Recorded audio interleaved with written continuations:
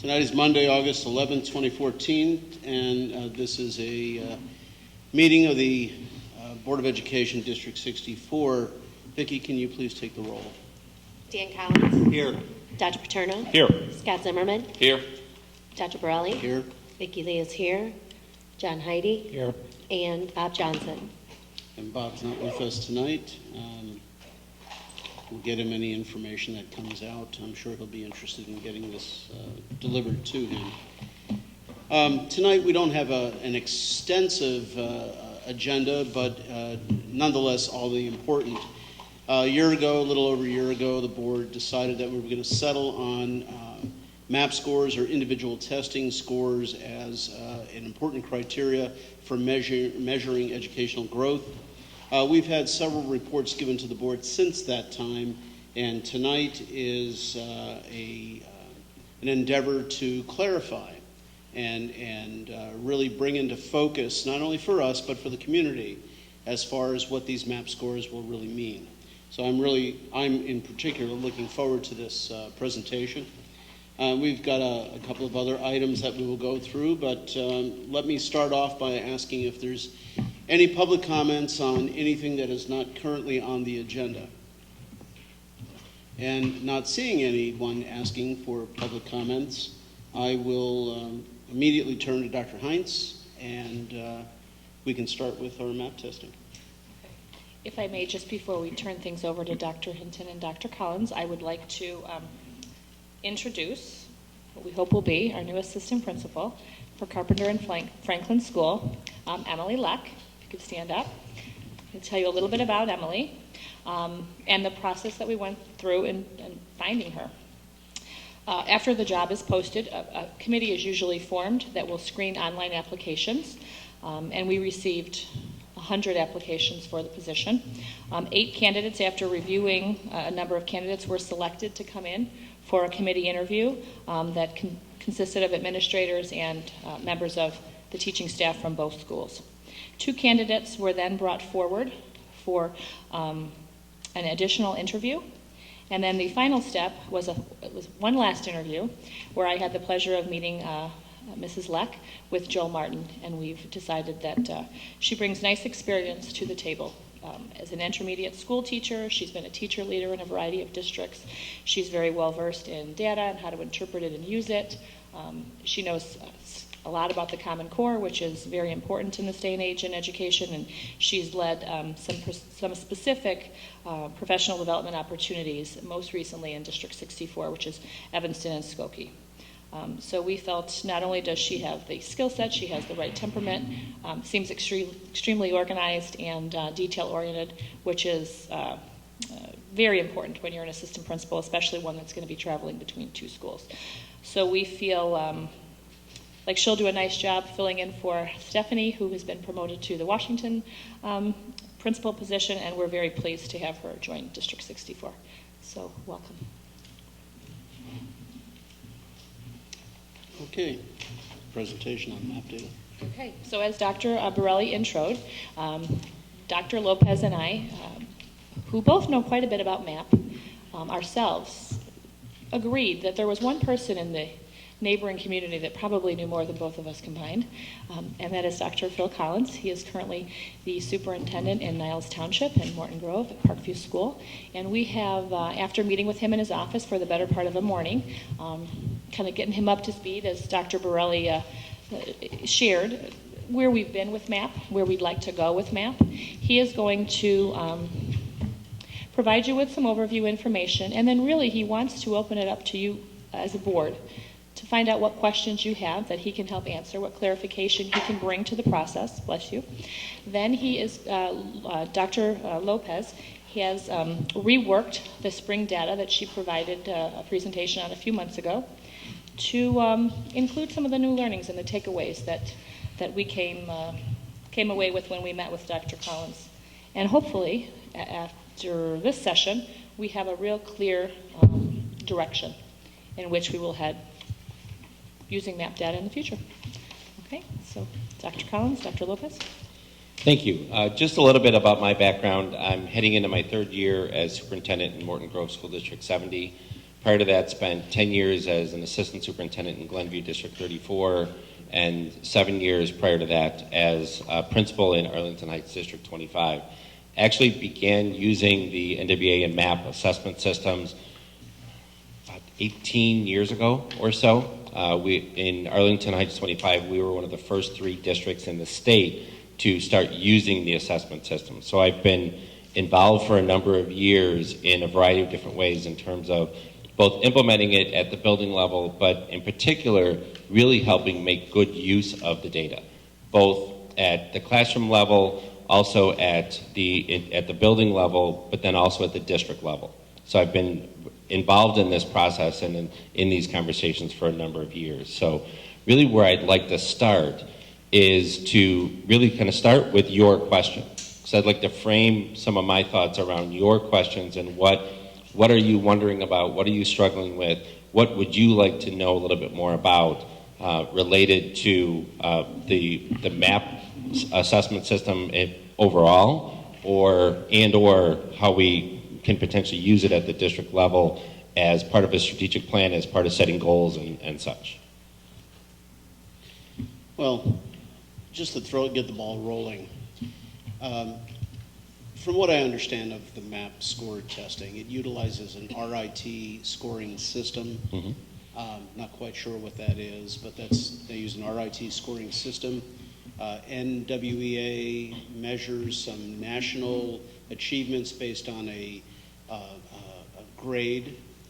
I wonder if you could explain to me how the system, the test is currently scored, what that RIT necessarily means, and how a number is configured for an individual child. Okay. And how, if their expected growth is from 265 to 278, how is that number derived? Okay. And Sure. then what does it mean if they're at that, below that, above that? Just a better definition of the score itself. Sure. So let me start from the beginning and talk a little bit about the RIT score. First of all, one of the questions I often get is, what does RIT stand for? RIT stands for Rosh Unit, the R from Rosh and the IT from Unit. And George Rosh was a statistician who years ago developed the conceptual framework of an equal interval scale that was independent of grade level. So most assessments that you're used to, for example, the ISAT test and a lot of the assessments that are given are different based on grade level. One of the key differences with the NWA or the MAP test is that it's independent of grade level. So if a student scores a 210 and they happen to be in 4th grade, and you have another student who scores a 210 and they happen to be in 6th grade, the system is telling you that those 2 students are performing at essentially the same instructional level.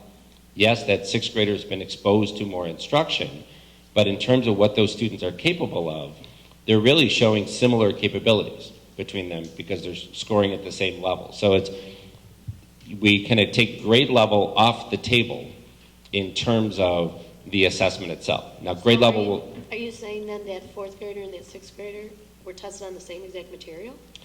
The way the assessment works, it's a computerized adaptive test. So there's a massive item bank that NWA has, for example, in reading language arts. Each item in the bank is assigned a difficulty level. So if a student's new to the testing system, the first time they test, they will start with an item at a typical difficulty level for their grade level. They get the next question right, the next one gets harder. They get the next one right, the next one gets harder. It will keep getting harder until they start to get questions wrong. When a student then gets a question wrong, the next one gets a little easier.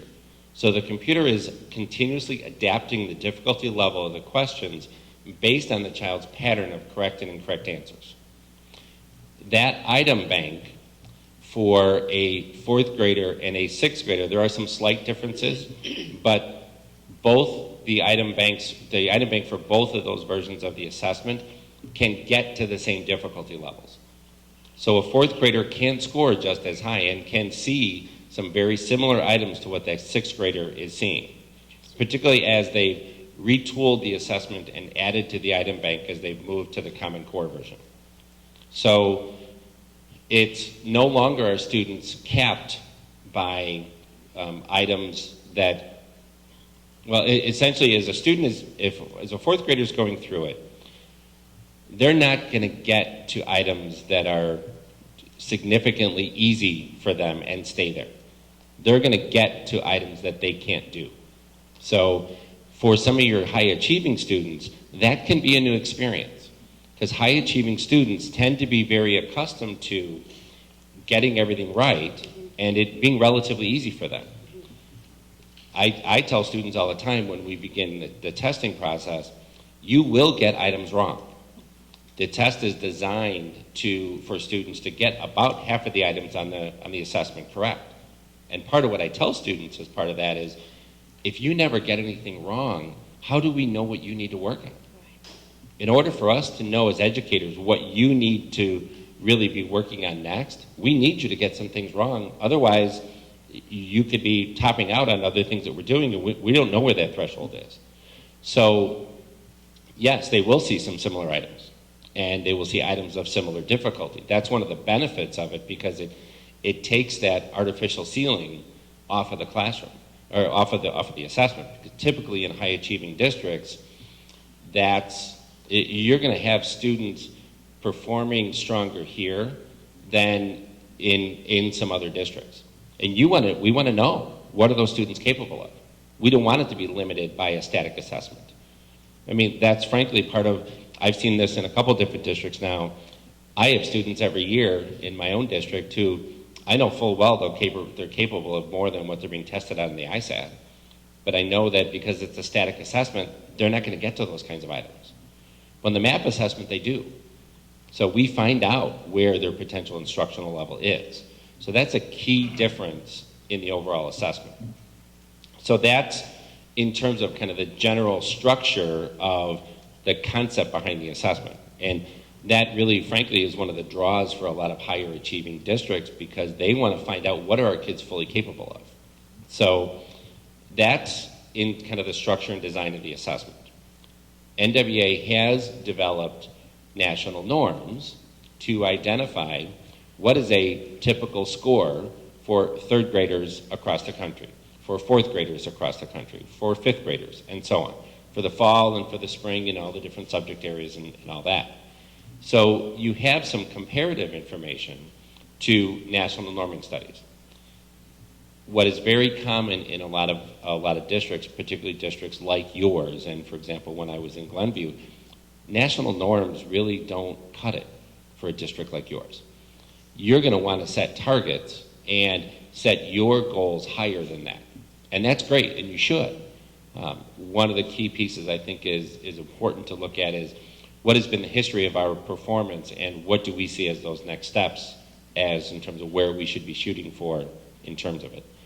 So the other piece that the MAP assessment brings into play that was very cutting edge at the time, is becoming more and more part of the conversation with other assessments nowadays, is the aspect of not only being able to measure status, kind of what's their performance relative to other students within that grade level or across the country at that grade level, but also the ability to measure growth. Because when you're talking about an equal interval scale that is independent of grade level, now we can look at growth over time. So we have that ability to see how much progress our students making over the course of time, whether it be over the course of a year, over multiple years, and so on. Most districts will measure that growth from fall to spring. One of the main reasons for that is that at the classroom level and at the building level, particularly at the classroom level, growth within that year is what's going to be most meaningful to that individual teacher, because they worked with that child over the course of that year. That's the direct impact that they've had on that student's performance. Are they the only one impacting it? Absolutely not. Are there other things like interventions and things that child's involved in impacting that child's growth and performance? Yes. But that's the closest to kind of the level of control and the level of influence that teachers had on that child's growth over time. I know there were pieces of your question I don't think I've hit yet. How is the How was the number set? Yes. Individual numbers set? How is the growth calculated? As NWA's growth concept has evolved over the past few years, and as their norming study that they update typically every 3 years has evolved, their norming studies involve, I want to say the last study was over 3 million students. So they have the ability to identify students, for example, in 3rd grade, who in the fall scored at a 210, and measure what's typical for the amount of growth that those students make over the course of a year. So when they do their norming study, they have enough students at each data point, because of the size of the norming study, at the various, at each of the grade levels and each of the subjects, to be able to identify, okay, for 4th graders who started at a 210, look at that whole population, what's kind of average growth for that group. So the target growth that you see for any individual student is based on essentially an apples to apples comparison. So what was typical growth for 4th graders who started at a 210 from fall to spring? For 4th graders who started at a 215 from fall to spring? So it's not all 4th graders, but it's 4th graders who started at that same starting point. Can I So- drill down a little bit on the word typical? Sure. So if it's the typical growth for somebody who starts with 210, what precisely does that mean? Does that mean the growth of, let me put it this way, I've always taken that to mean it is the growth of the median student with the 210, meaning approximately 50% do better, approximately 50% do worse. And that is the reason why, if as a district you can get into the high 50s, low 60s, even 70% if your students meeting their growth targets, that's pretty good because 70 is a lot better than 50. Okay, let me touch on 2 different pieces there, because let me kind of stay in the world of individual student growth first, and then we'll talk about percentage of students meeting their growth targets, because they're very related, but they're a little bit separate topics. Sure. So the typical growth for an individual student is actually the average of that subgroup. So that group of students who started at a 210, what was the average or the mean for that group over the course of a year? From the most recent norming study. And mean, not median. Correct, mean. Okay. So now they round it to a whole number, because it may be 7.08 as the mean, but they'll round it to 7 for that group. So you have the whole aspect of growth for each individual student to look at, did each child on a child-by-child basis meet their growth target? Now, that's the growth target as set by the system.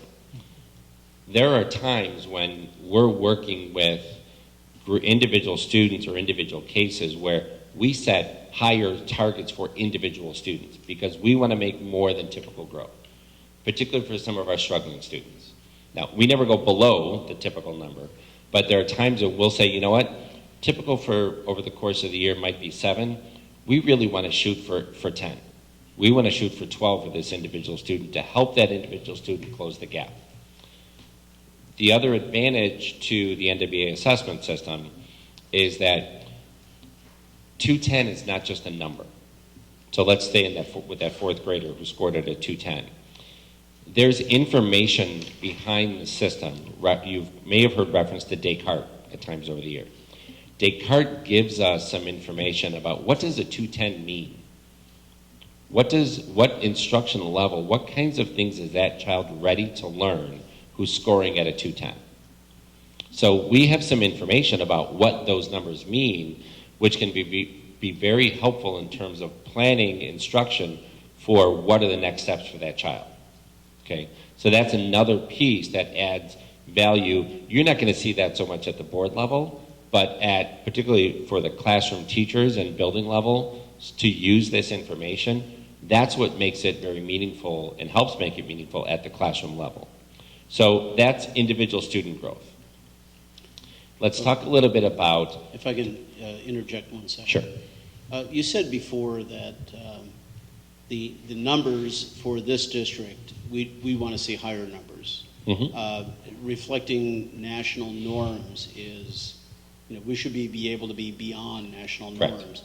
So if they take the mean of the average growth for each number and utilizing that, isn't that just an application of a national norm? And if that's the case, since we should be beyond that, shouldn't that be national norm plus something if you're shooting to be a higher performing district? Yes, but I think that comes in your percentage of growth targets piece. I think so. From my perspective, that comes in part two. Yes, it's a national norm, but remember, it's a national average for students who started at that same ability level. So it's a national average for students across the country who started at a 210. And there's a different number for students who were at a 211 or 212 or 213 and so on. So because it's more of an apples to apples comparison, then I think, from my perspective, I think it's perfectly fine to use that even in high performing districts. Where I think it makes sense to differentiate based on higher performing districts is where you set your expectations for where you want your status numbers to be. So your mean or median for the fall and the spring for each year, for each grade level, and for where you set your targets for the percentage of students meeting their growth targets. So that's, from my perspective, where I think it makes sense to differentiate, because that's where you are faced with more of a national, a straight national comparison. Whereas at least on the individual student side, you've got really that apples to apples comparison. Because I will tell you, a fourth grader who's at a 210 is a very different student than a fourth grader who's at a 180. The only problem I have with that is that there's a certain level of subjectivity. If you're using a national norm as an expected growth target, but you're saying that where really proof in the pudding is the averages, but those averages are totally dependent upon where you put the yardstick. And if you put the yardstick here, you're going to have a higher average, and that's a very subjective evaluation. It seems to me you're moving from a concrete evaluation to a more of a subjective evaluation by wherever you place the top of the line. Help me with kind of where you mentioned the you just stated the when you get to the assessments, the percentages, the 62, 63% rather, 70% rather, where you define what, the definition is if 50% of the students are greater than 63%, you achieve a certain ranking. Well, that 50% of the students above a certain line or a certain mark, and that mark, depending upon where you place that mark, can make or break what you're looking for. You could set that mark low, you could set that mark high. So that to me is a very subjective, how do you therefore determine the proper placement of that level? Can I clarify, are you talking about average, ambitious, and aggressive? Yes. Those three. Okay. So that's like Okay. the next phase of, Okay. that's what Tony's talking about, those three growth areas. Okay, so let me touch on a couple Yeah. things with that. You're right, they are subjective in terms of where you set your expectations as a board. But frankly, they should be subjective. Subjective, but informed subjective I guess is where I'm going with it. Now, I'll get there in a second. Because I don't think that, for example, my board in Morton Grove may have different views on what our expectations should be than you have for your district here in Park Ridge. We may have very different demographics, we may have very different populations, and there's very different beliefs. And I've seen districts with very different approaches and very different beliefs in terms of where they want their expectations to be.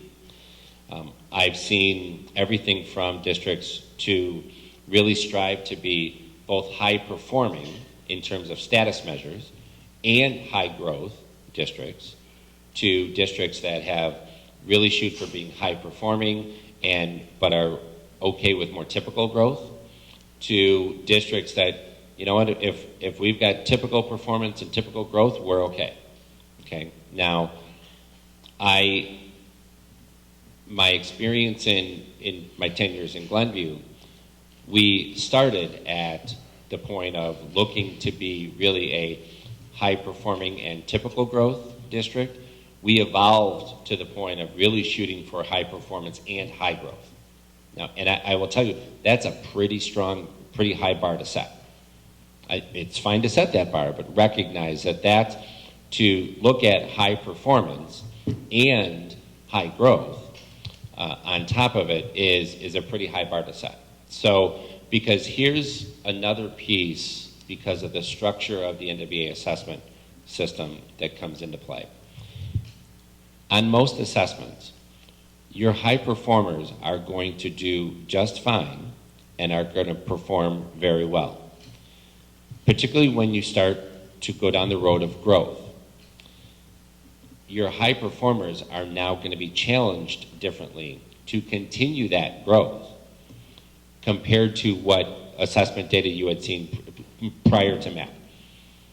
You would have a certain, for example, in your ISAT scores, you have a certain percentage of students in the exceeds category, and in all likelihood, those students are probably going to stay in the exceeds category. How many are capable of more? The ISAT really can't tell you. So now they're being challenged in a different way, and as educators, we're challenged now in different ways to make sure that those students in that top group are growing just like their peers in other groups. Now, we should be challenged to do that. That's our job. That's part of what we should be doing. But that, in the past, without this type of assessment, there was potential for those students who were high performers to continue to be high performers and potentially not get pushed as much as they could have been. Because they're likely going to continue to be high performers across the board. But now that we're looking at not only status but also growth, now that becomes a piece of the puzzle. Okay, so districts will look at the percentage of students meeting growth targets. The NWA did a study a few years back to put some context to those numbers. Because districts were asking, well, okay, well, how much is good? What's average? What's above average, and so on. They did a study of growth, and this becomes, I would struggle with talking through this because we're talking about percentiles related to percentages of students meeting growth targets. When you start to mix those two, it gets convoluted. But that's a conversation, I think, for you to have, and I know you had within your district about where should our targets be and our expectations be for our percentage of students meeting growth targets. I think there's two pieces you want to look at related to that. One is, what has our trend been? What has our historical data shown over the years to at least give you some information about where your starting point is? And to look at what does that look like in the context of the growth norming study. Does 60% of our students meeting growth targets in third grade reading, does that put us at the 50th percentile nationally? Does that put us at the 70th percentile nationally? Where does that put us? So to at least give you some context to inform that subjectivity. It's still going to be subjective, because your views as a board and your expectations as a district are your views. So it's important to understand the context of that. So if you did say, you know what, we want that number to be at 90%. We want 90% of our students meeting growth targets in third grade reading from fall to spring. Could you do that? You could. I wouldn't recommend it. From the standpoint of recognize that puts you likely at the 99th percentile for growth. I mean, Beyond it can't be done, but recognize that that's at what expectation you're setting. Because I think you want to be careful to not set expectations that are unrealistic and are out of the ballpark. And I would wonder if that could even be done. Well, public to school. try to do it on a consistent basis is, is it possible? But the question is, what resources would it take to do it? Right. So I think that's a piece. So I think that subjectivity, I think, is fully appropriate, but I think of it as informed subjectivity from the standpoint you have some context of what has our past history been, you have some context for what does this look like in terms of the overall norming study, and it's perfectly fine for you to say, you know what, 50th percentile is not okay for us, but where do you want to set that mark? And that percentage, let's say, for example, you say, we want our growth to be at the 65th percentile nationally. Okay? That percentage will be different at different grade levels based on the study, on the information from that norming study. It'll actually be a little bit higher at the lower grades than it will be at the upper grades. So that's kind of what came out of the norming study in terms of what that looks like. And so that's, again, I think that subjectivity works as long as you do it within context. And because if you were to say, okay, we want every grade level to have 90% of our students meeting growth targets in every subject, I would tell you that I don't think that's realistic. And I don't think that's realistic for people to pull off on a consistent basis. And particularly, it's not going to happen overnight. So and that's where you start to look at what are the things we need to do within our system to really improve that growth piece. And as you start to dig into some of the data that you have, because the majority of what you'll look at the board level will be what's the percentage of students meeting growth targets for third graders in reading.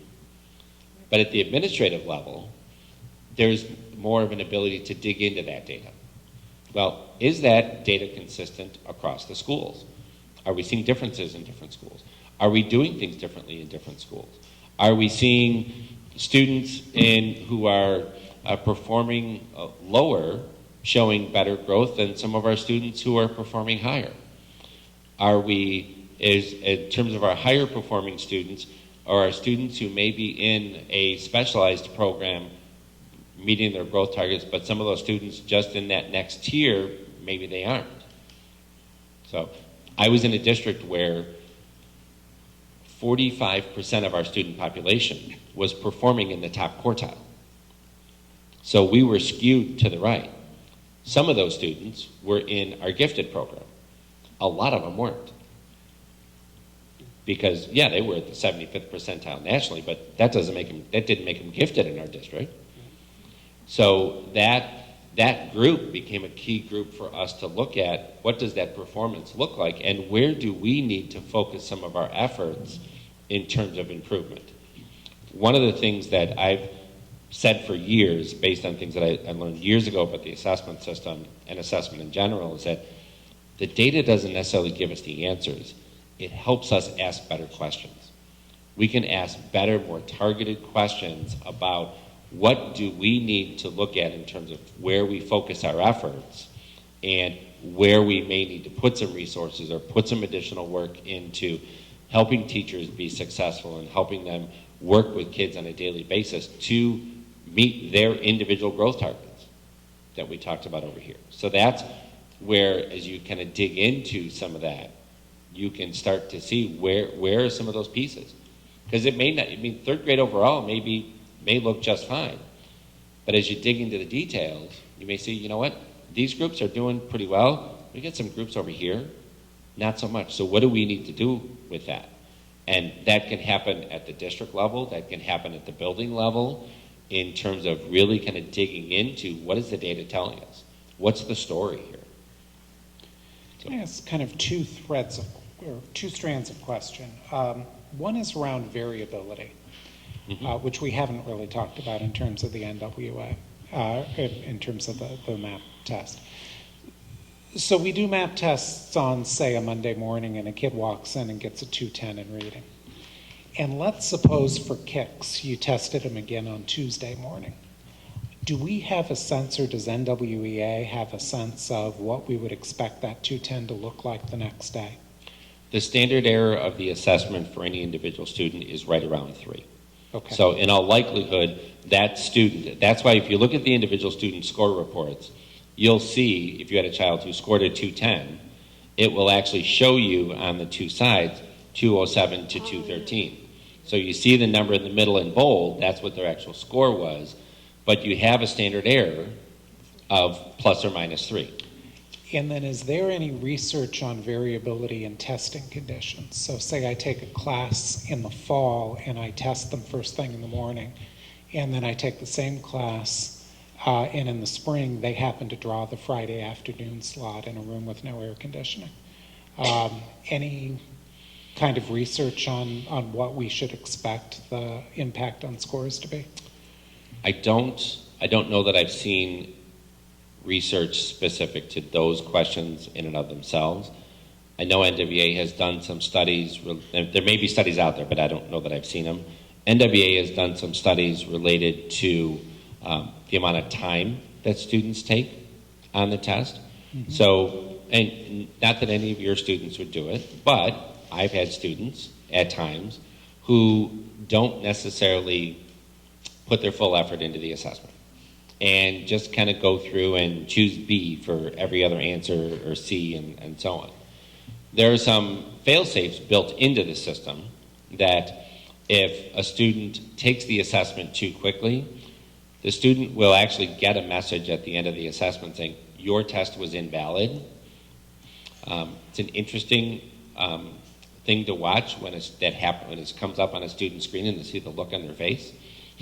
They realize, uh-oh. And so I think that then generates a conversation with that child about, we really need to see what you can do and so on. Now, I think we also need to be having those conversations ahead of time to really head that off. But are there potential testing conditions that can impact student performance on an assessment? Absolutely. I think one of the key components is that really can have a positive or potentially negative impact on student performance is student ownership. Student ownership in the system and student ownership of their performance and of the data, and particularly with older students. Students in grades 6, 7, and 8, if they have ownership in what they're doing in particular, they're going to be much more invested in it.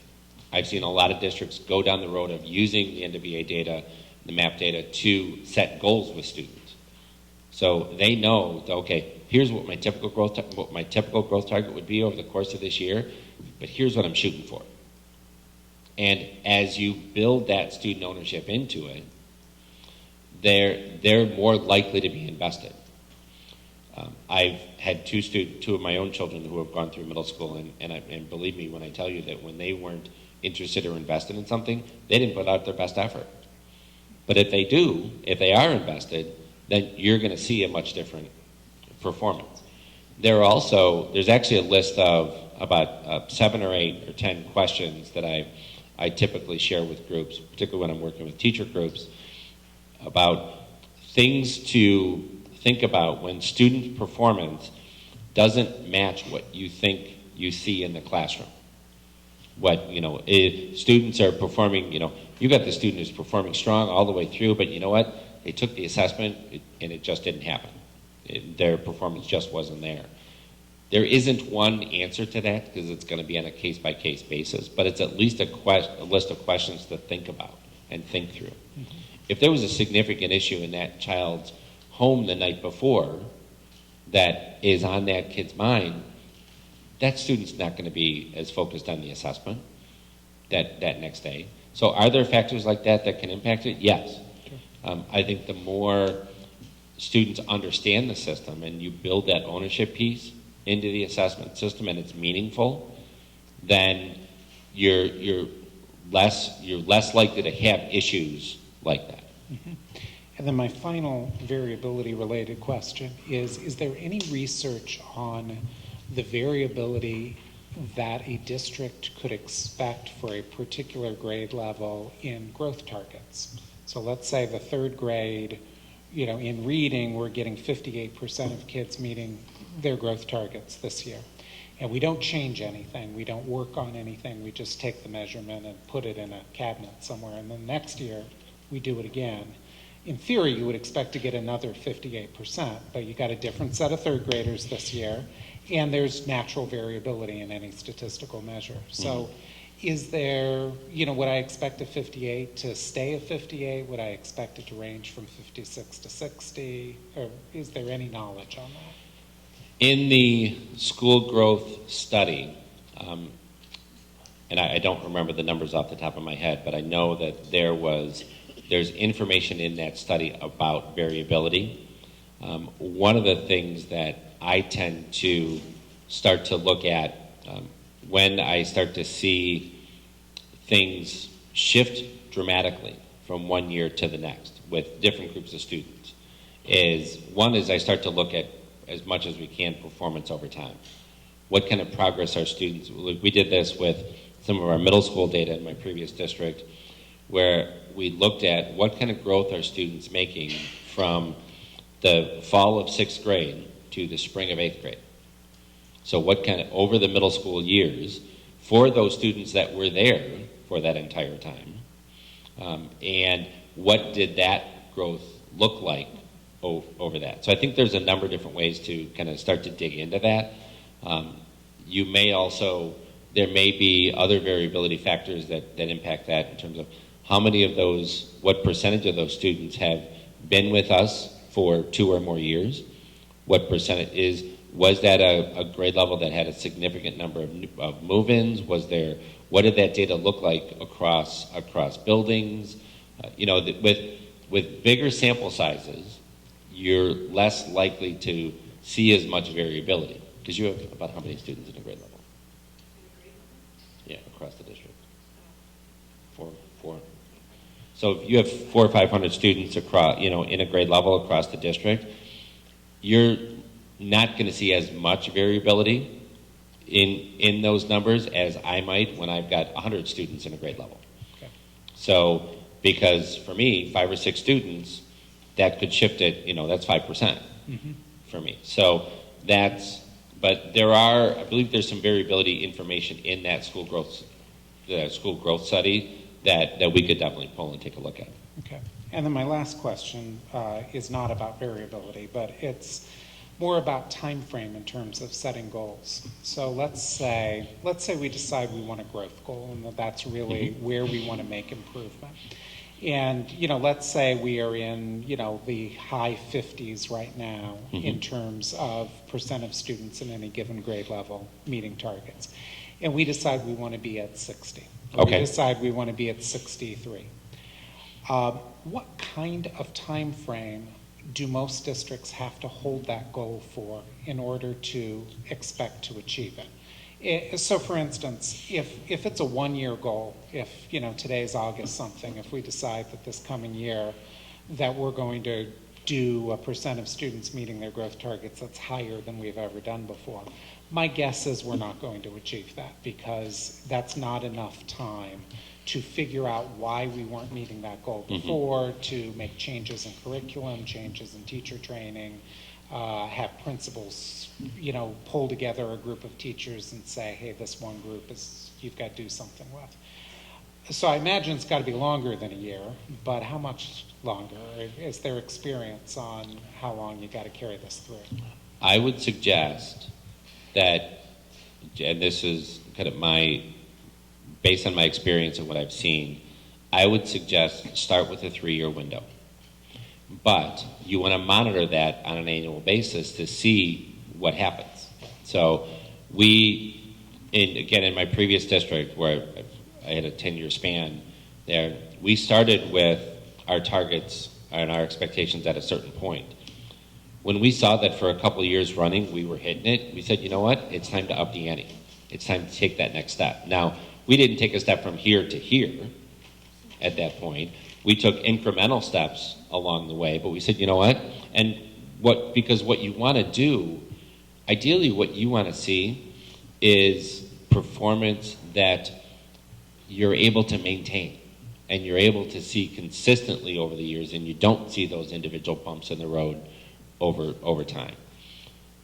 My recommendation is you really want to look at trends over time and look at, are you trending in the right direction?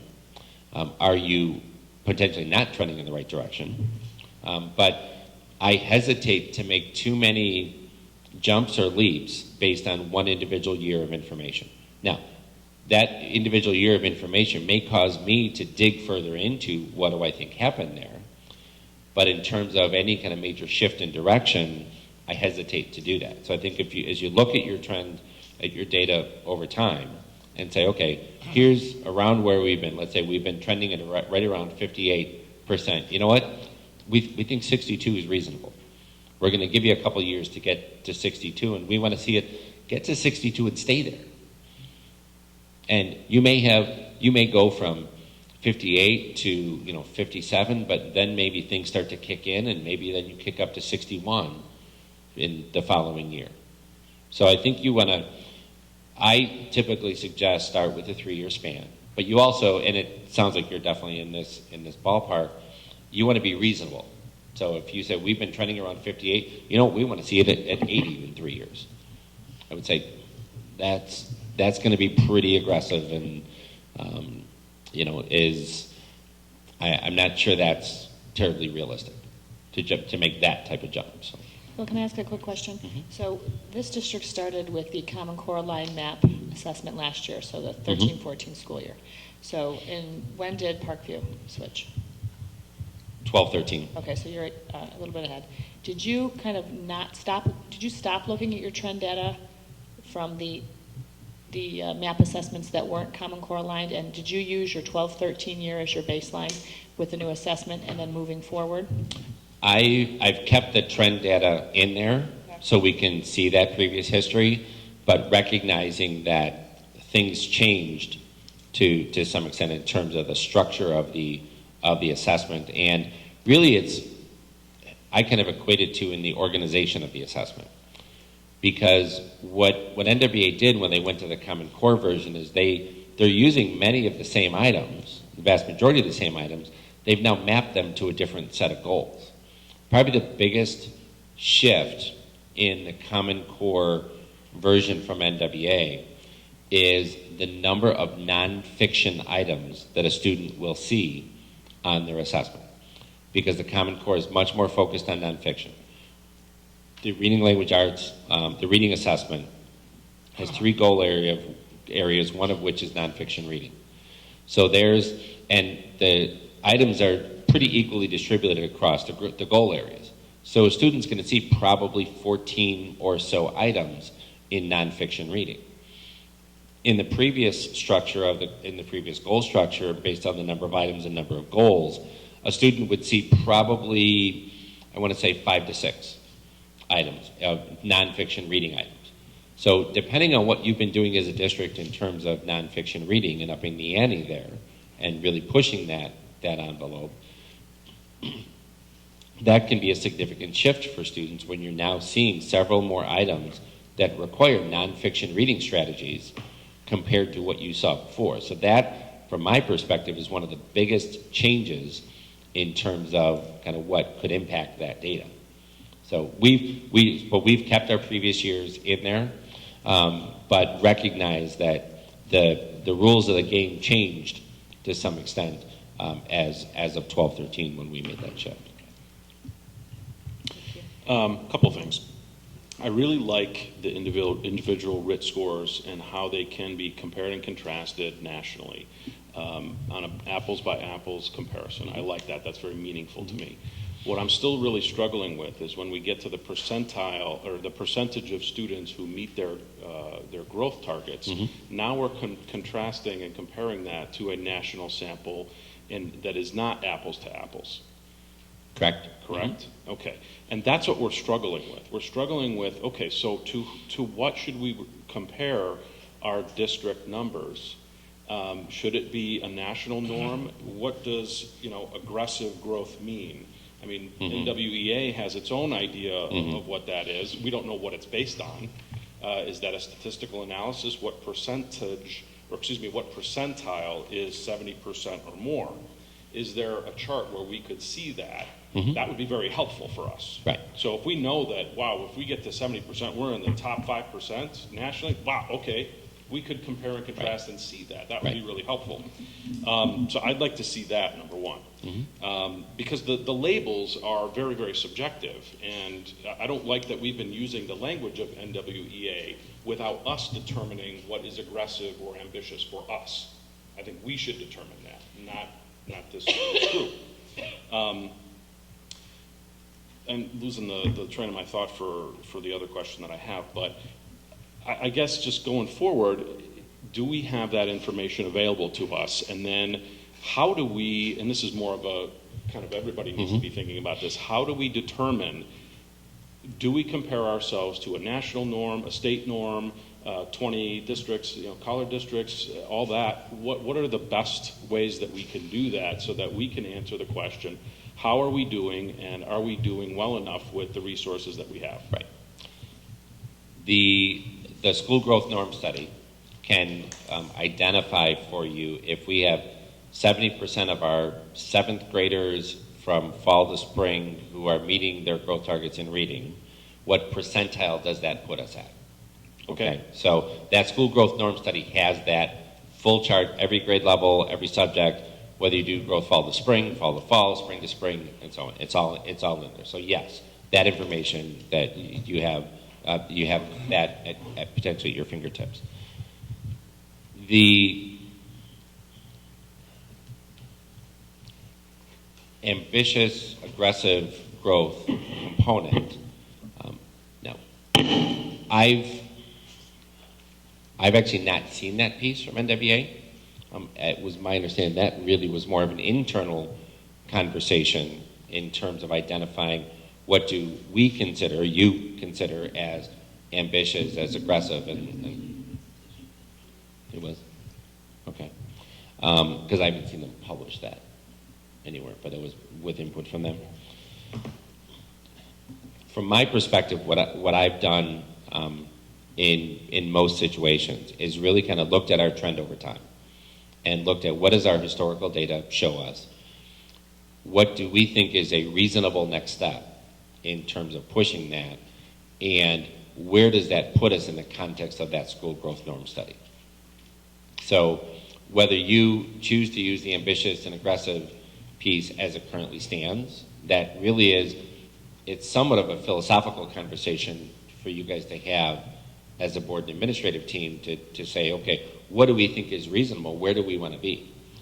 The other part of your question in terms of who do you compare yourselves to, I think is also a good conversation for you to have is, do you compare yourself with districts close to you? Do you compare yourselves with districts of similar demographics? If so, what does similar demographics mean? That's a piece that I think I'm a big believer in the concept of comparable districts, but I'm a believer in the idea of comparable districts based on criteria. Let's identify, is it districts of similar size? Is it districts that have a similar percentage of students on free and reduced lunch? Is it districts that have a similar percentage of students who speak a second language or a similar special ed percentage? And if we talk about similar, within what range? What does that look like? So what's our definition of comparable? I've been in districts where they considered other districts comparable because, it kind of sounded good. And I said, well, okay, wait a minute. Somebody tell me what criteria were used to identify this. And I think if you can identify some of those criteria, then you can identify, okay, here's really kind of who are our benchmark districts. Now, Dr. Collins, the challenge for us has been that MAP scores aren't published in the same way that ISAT and eventually PARC scores will be published. So although we can identify a benchmark group to assist us with national comparisons or local comparisons, right, on something like the PARC, are you working with a consortium that enables you to do that with MAP? There isn't anything formally out there to do that. I have had situations where we've identified some comparable districts, and I made a phone call to the district and said, would you guys be willing to share your data? I mean, more and more districts are going to the concept of some level of sharing their data publicly, whether it be with their board and so on, or on a district dashboard and such. So some of that is actually, you might have to do a little bit of digging, but some of that you can get. Some districts are very willing to share their information, some may not. But from my perspective, I mean, there isn't a standard place to go get that information at this point, but I think it's at least worth a phone call to call and ask and say, okay, we've identified you guys as a comparable district to us. Would you be willing to share your information? We're happy to share ours as part of it. And because, you know, districts that are close to you may or may not be a good measuring stick for you. You know, it all depends. You know, and what people think may be comparable, when you actually look at the criteria and look at the data, they may not fit that. But I think that's the kind of conversation where I think we need to start is, what are our criteria? Who are the potential districts that fit that criteria and within those different ranges? And then, you know, reach out and have a conversation.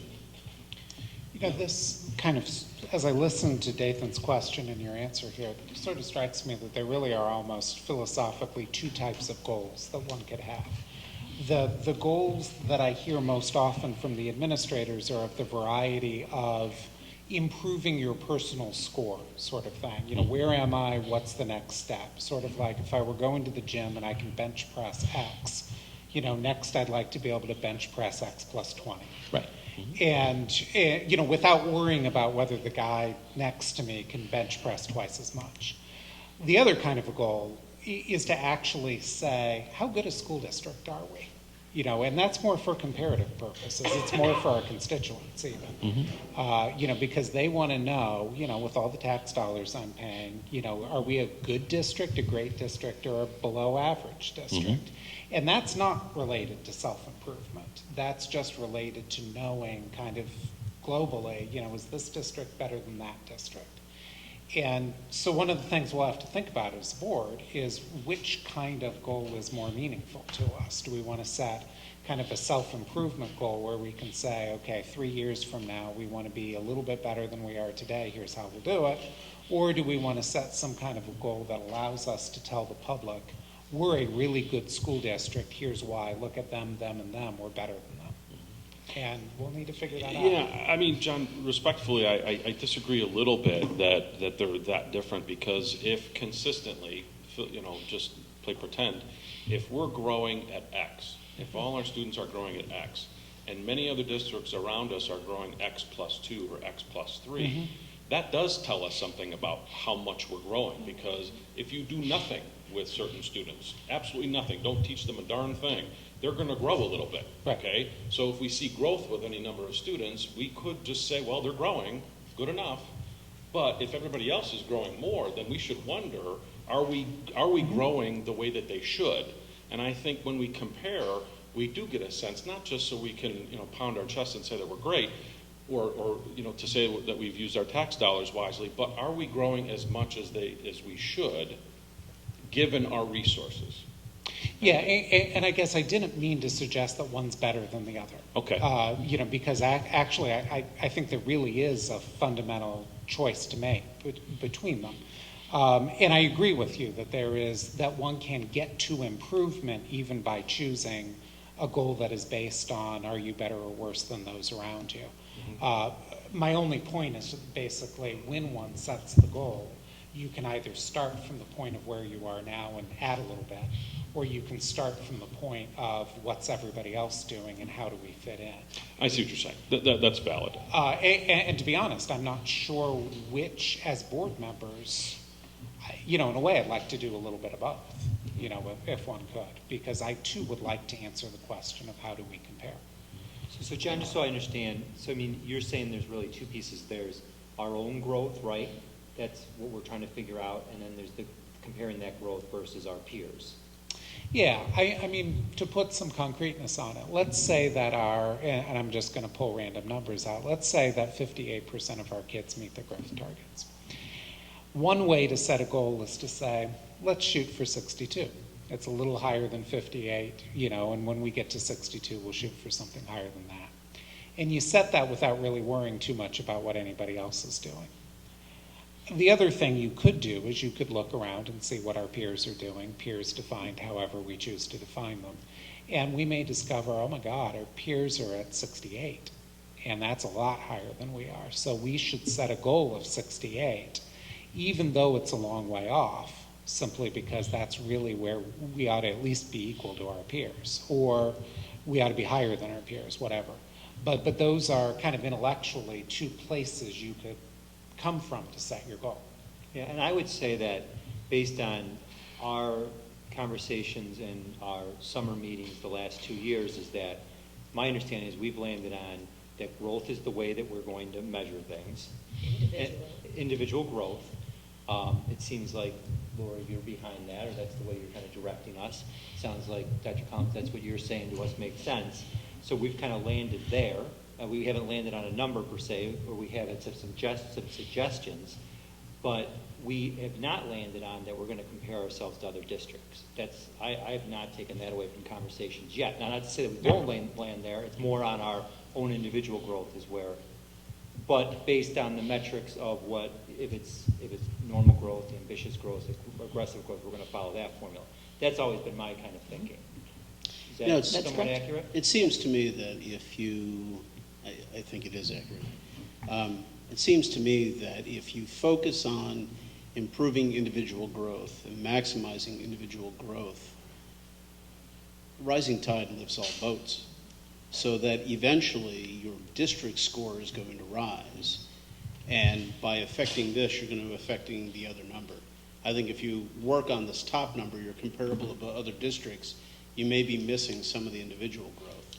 So I think that we've taken, I think we've taken the right focus on individual growth, simply because as we maximize that, I think that the comparison number to other districts will rise. May rise slower, but I think that it will rise, and that will be a fair and true comparison to some other districts. But I think it goes back to truly picking your comparables.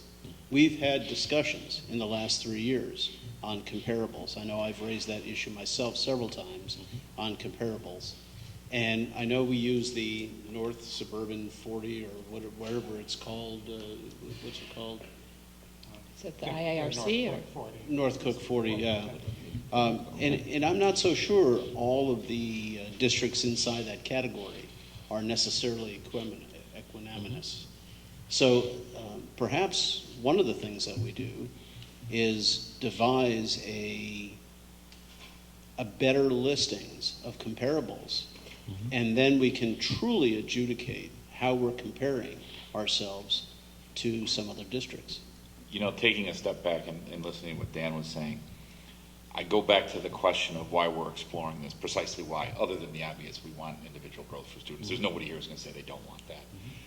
And I think the reason we're kind of getting into this debate is because we were looking for an independent voice to say whether or not we were doing well or whether the administration was, beyond our own subjective opinions of people.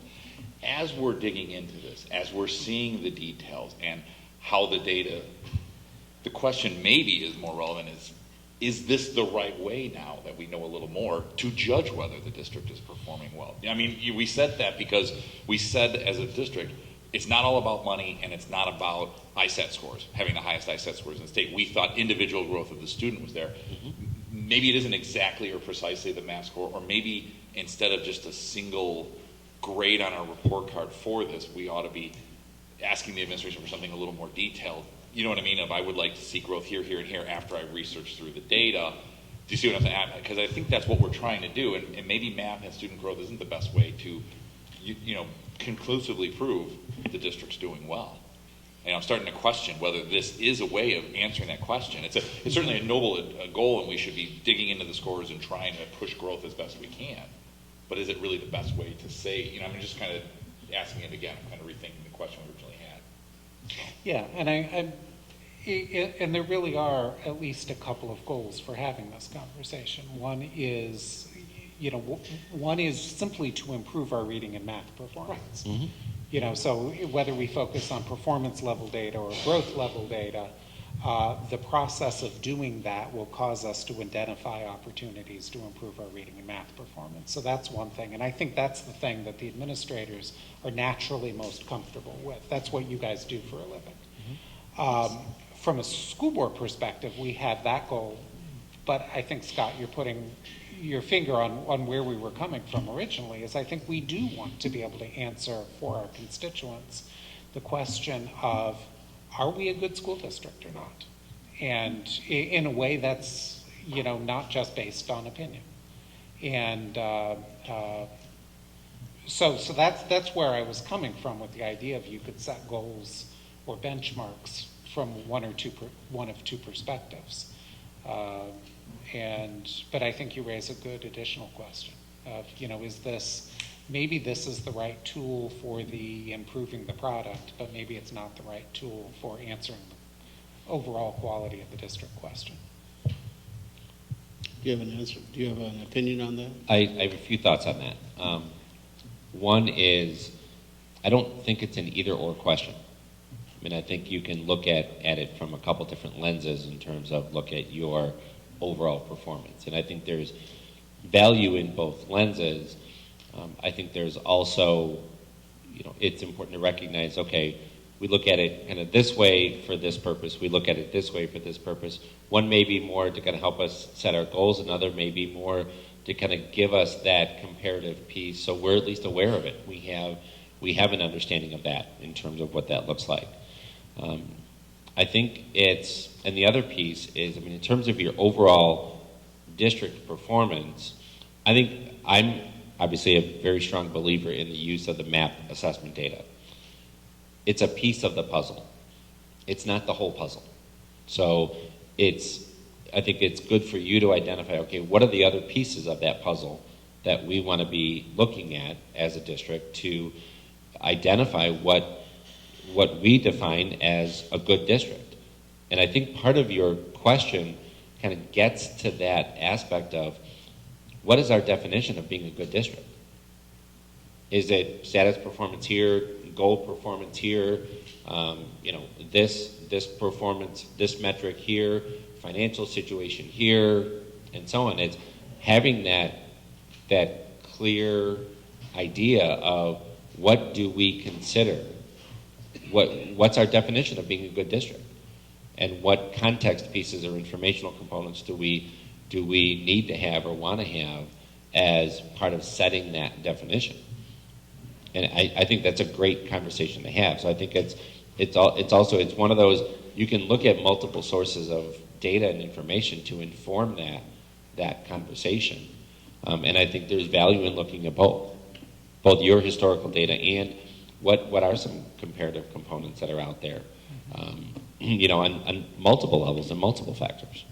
Yeah, as one board member, and I don't think anyone's going to be surprised by this, but I think that we do need to have some sort of metrics. And I'm not saying that it's 100%. I agree that it's got to be a piece of it, but we've got to have some sort of measurement of how we're measuring growth. And it seems like, based on Dr. Hines and Dr. Hinton's experience, it seems like they're kind of directing us this way. And it kind of, and Dr. Collins here, it kind of makes sense to me. Is it everything? No, but it's a big piece of it. It's actually a very good segue, I think, for Dr. Hinton. Are you ready to? Sure. I just wanted to chime in too and say, I believe that about 12 years ago, the school board and the superintendent grappled with this same question, and that's how the educational ends were born, right? So they said, let's look at what we value in terms of a high-achieving math student, a high-achieving reading student, a high-achieving science student, what we value in terms of students and their critical thinking, and in visual art and in instrumental music, and identified a series of assessments that would be indicators of success in that area. Now, we have sort of come to a place now where we've found that framework to be a little unwieldy, and we're working with teams to sort of revise some of those assessments and make them more robust and update them. But I think it's a question that has at least been asked once in the past 12 years. So we're in the process of refreshing it. I think we've come to a place in our conversation now where we're still struggling with how to answer these two questions, right? We've said, how will we measure the impact of our educational program? And we've specifically talked a little bit tonight about math and reading, but certainly we know that we have a broader educational program for our students that goes beyond those two subject areas. And then how will we communicate the impact of that educational program with all stakeholders? Certainly one path that we could go down tonight is the path that Mr. Heidi has suggested, which is, well, or has outlined for us. I don't know that you endorsed in particular one side or the other. Yes, no endorsements were made. But we could answer the question, how will we measure the impact of our educational program by setting and monitoring high-performing targets for status and growth? So we could decide to revise our previous recommendation and include a status sort of target for us as a district. In October, we had decided that we would focus only on growth, and we had decided that we would look at a district-wide target for the percentage of students meeting their growth targets.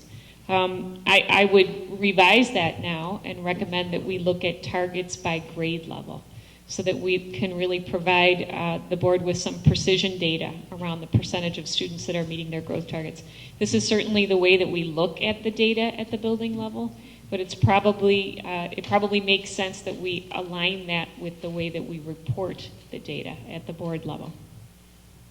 One of the things that we typically do over the course of the school year that we would like to formalize is having principals meet with grade level teams to identify goals, both related to status and related to growth for students.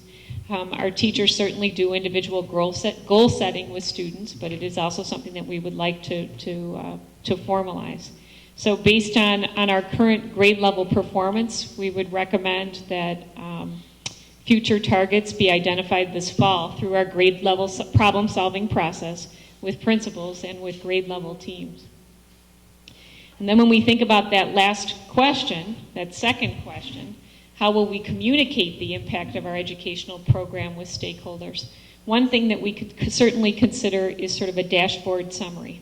And this is something that we have talked about as a board over the past year and a half at least.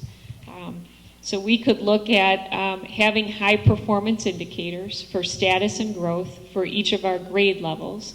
And one of the ways that we could communicate our progress is by setting the goal of achieving our targets in 20 out of 20 of those indicators and just sort of monitoring that over time.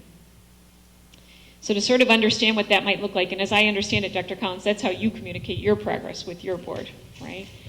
So that's certainly something that we could consider. In thinking about that, it might be interesting to look at a status dashboard of where we are now.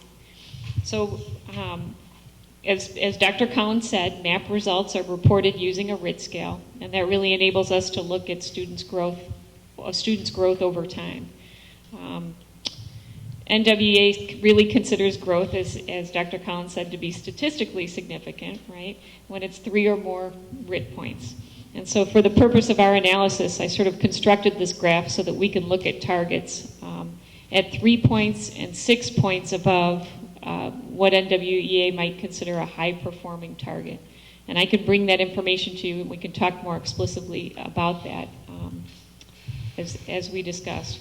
But looking at this chart, you can see in math that we currently meet or exceed NWEA's high-performing norm in all grade levels, right?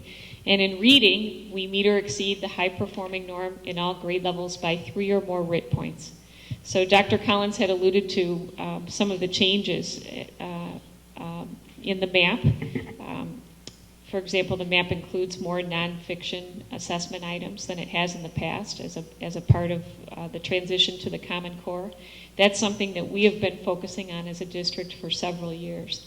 And when you look at our MAP scores in English language arts over this past year, we don't see that our students have struggled with that transition to the Common Core because of our focus on that, both in terms of our adoption of resources and our professional development for teachers. So if we were to, for example, have a dashboard for our proposed status goals, We might look at setting targets that are built sort of around what that high-performing target is for that grade level plus X. And our administrative team has begun to think about what X is. We've been picking apart the data a little bit this summer, and we have some thoughts and ideas that we would like to bring forward to grade level teams. Dr. Collins had mentioned how powerful it is to involve students in goal setting. It's equally as powerful to involve our teachers in goal setting for our system. So we would like to have those conversations through formal data meetings that we would schedule this fall. Similarly, we could look at creating a dashboard for our district around growth. So when we look at where we are in terms of our current performance related to growth, you could see that we have significant growth related to the national norm in 6th and 7th grade in math currently for this past year, and in all grade levels for reading. And so this chart sort of offers us some opportunities for thinking about where we might establish a growth target at each grade level. So we wouldn't look at growth target from a district-wide perspective, but we'd look at it from a specific grade level perspective. And it might look something like this. You know, we would be looking at increasing the percentage of students who are meeting their growth targets by X at each grade level. And I sort of noted down there, based on our performance now, what we would most likely be approaching. And again, I can share that information with you from the percentile graph that Dr. Collins shared. But this was just to give us sort of a working brainstorm of what might be possible in terms of how to communicate this information. Lori, does this concern you at all, the 3rd, 4th, and 5th on the previous slide about our growth? You know, it's interesting. This is based, the 3rd grade does not concern me because it's not, I think that was more related to our transition to the core version of the NWE, of the core version of the MAP assessment. So the 3rd grade doesn't concern me. I don't see that as a trend. In 4th and 5th grade, we're in the process of sort of looking at some groups more specifically related to growth. 4th grade, particularly in math, is where we really ramp up the math program through the C of C courses that we offer. And so I'm wondering if some of our growth targets aren't being met because we have students enrolled in really challenging courses that are very accelerated. And so although students are performing high in terms of proficiency on the map in that area, our C of C students, I wonder if they're not meeting their growth targets. So that's something we're going to look at more closely. Lori, Dr. Collins had talked a little bit about that group being especially, talked about it being especially challenging for that group to meet their targets. The other thing I would say with this, keep in mind that this is a one-year snapshot. Mm-hmm. So you would want to see, okay, has that been a consistent piece over time, or is this a one-year blip potentially within the data? So that's where I think it's good to look at the one-year snapshot, but that's where kind of the trend data comes into play too. Now, if you were to see this consistently over years, then I think, as Dr. Hinton was referring to, you look for these kinds of things to dig further into the data, to better understand, okay, what do we think is going on here as we disaggregate and kind of dig further in, what are we seeing? Is it certain groups of students? Is it certain situations? Is, you know, what's happening here that is causing this? Are there some groups that are just doing just fine, but other groups that maybe we need to dig a little further in? That's where it can help ask better questions and deeper questions when you look at it like this by grade level as part of your process. Lori, when you say HP, high performing, Mm-hmm. are you specifically speaking of the terms ambitious, aggressive? I'm not. Or is it any number that we decide it to be, greater than 50? And when I say greater than Yes. 50 because that's ambitious. Right. Aggressive would be 63. Well, one of the things that we could talk about is what we would consider aggressive growth. Really, in terms of, and we're talking about two different things, status and growth targets, right? In terms of the percentage of students meeting their growth targets, I would suggest that in some cases, 70% is an aggressive goal. But for example, for our 6th grade math group, 70% may not be aggressive enough based on their performance over time. So we need to look at that probably, when we look at it as a whole district-wide, it looks a little bit different than when we look at it by grade level. So I'm going to suggest that we not use the terms ambitious and aggressive, and that we look at setting specific percentages by grade level. Okay? And how is that allowing us to compare ourselves? I can see how that would show us grade to grade, year to year, building to building almost if you wanted to do it. I can see that. But how does that allow us to compare ourselves to other districts? That does not. So that data will have to be collected. So what we can do is another analysis and that would enable us to identify our benchmark districts. So who do we consider our peers based on what criteria we determine as a group. And then I can make those phone calls to see if people would be willing to share their data. I want to understand the mechanics of this a little better. Mm-hmm. So I pulled up a NWE normative scores here thing on my iPad, and one of the things it looks like, if I'm reading this correctly, is in mathematics for 4th grade, the NWEA median is 204. Mm-hmm. So let's put 4th grade on here with HP plus X. Can you tell me what number that would approximately be, or how we would get to a number to fill in that box? That's what I want to understand. Yeah, we would have to determine that as a team. What do we think would be growth that would indicate Well, this high is status performance? I was talking about. Oh, I'm sorry, status. Right, What so do I'm we- looking at yeah. status, which says it's a 204, which means, this is what the score would be on what they know. And so what would we say in a status HP plus X would equal in this model? Or just give me an idea, even if it's not the one you settle on. I understand you want to get the entire team involved. I'm trying to understand. Helpful for me to share that other graph. I would actually go back to your previous chart. Okay. Your slide presentation from the Yeah, spring? I think, yeah. Yeah. Go ahead, Phil. Go to this one. So, this one. There we go. So, HP in and of itself is a reference, and correct me if I'm wrong here, Lori, that to a high-performing study that NWA did a few years back. Okay. So they did a study of a subgroup of districts that had consistently shown high performance over time. So there was now, unfortunately, they haven't replicated that study again, but the median score for those districts was probably at about the 60th to 63rd percentile. So what you're looking there at a 204 for 4th grade is essentially the 50th percentile. Okay. So your HP starting point here is probably, I'm going to estimate and say 210-ish. Well, it looks like there are bands on this report. I apologize. Okay. But 210 was the next band up, Okay. so maybe that's what they call high performance. So your HP starting point would be, let's say it's 210 for the sake of argument. So if you're setting your expectation that you want your median to be at a 210, then you could even, the HP plus 3 would then be potentially 213. Okay, and so Okay. X would be consistent across all grade levels across. Yeah. So this would be X, Y, Z. I mean, these are going to, so Right. for 4th grade, it might be 3, it might be 2 for another grade, it might be 1 for another. Okay, I just want to understand mechanics. On the growth goals, you have plus X with a small HP below.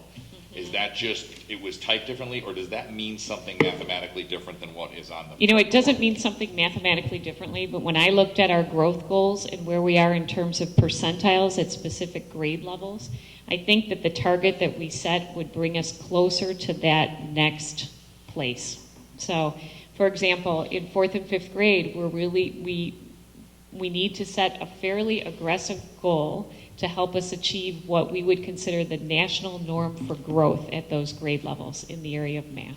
And looking at this, if LL stayed the same, right now I see 4th and 5th grade, you've set the bar lower, at least as I'm looking at this chart, right? You're saying more national norm where the other is high performing. So if all else was equal, nothing changed, a year from now, would it be 5 and 6 that have these theoretically? I mean, is this a cohort that's moving along that we need to address, or is this fourth and fifth, our curriculum is just not doing what it needs to do. The trend data suggests that in fourth and fifth grade, it's not a blip, that there's something going on in fourth and fifth grade. So my question is, as we're trying to think about goals and stuff, you as administration, and you're trying to respond to our requests, part of me would say, well, we can't fix absolutely everything, and having everything be a little bit higher is a good goal, but not having a district, a certain section be high performing almost seems like my biggest bleeder. Mm-hmm. Like, shouldn't everywhere be high performing? And what I'm wondering is, as we go through this 3-year goal, this, I mean, I've seen it in other areas, I knew we had issues, but looking at it this simply, and when you explain it to me, that's what concerns me probably first, and says, well, wow, we've got that's a nice achievement, we got everyone there.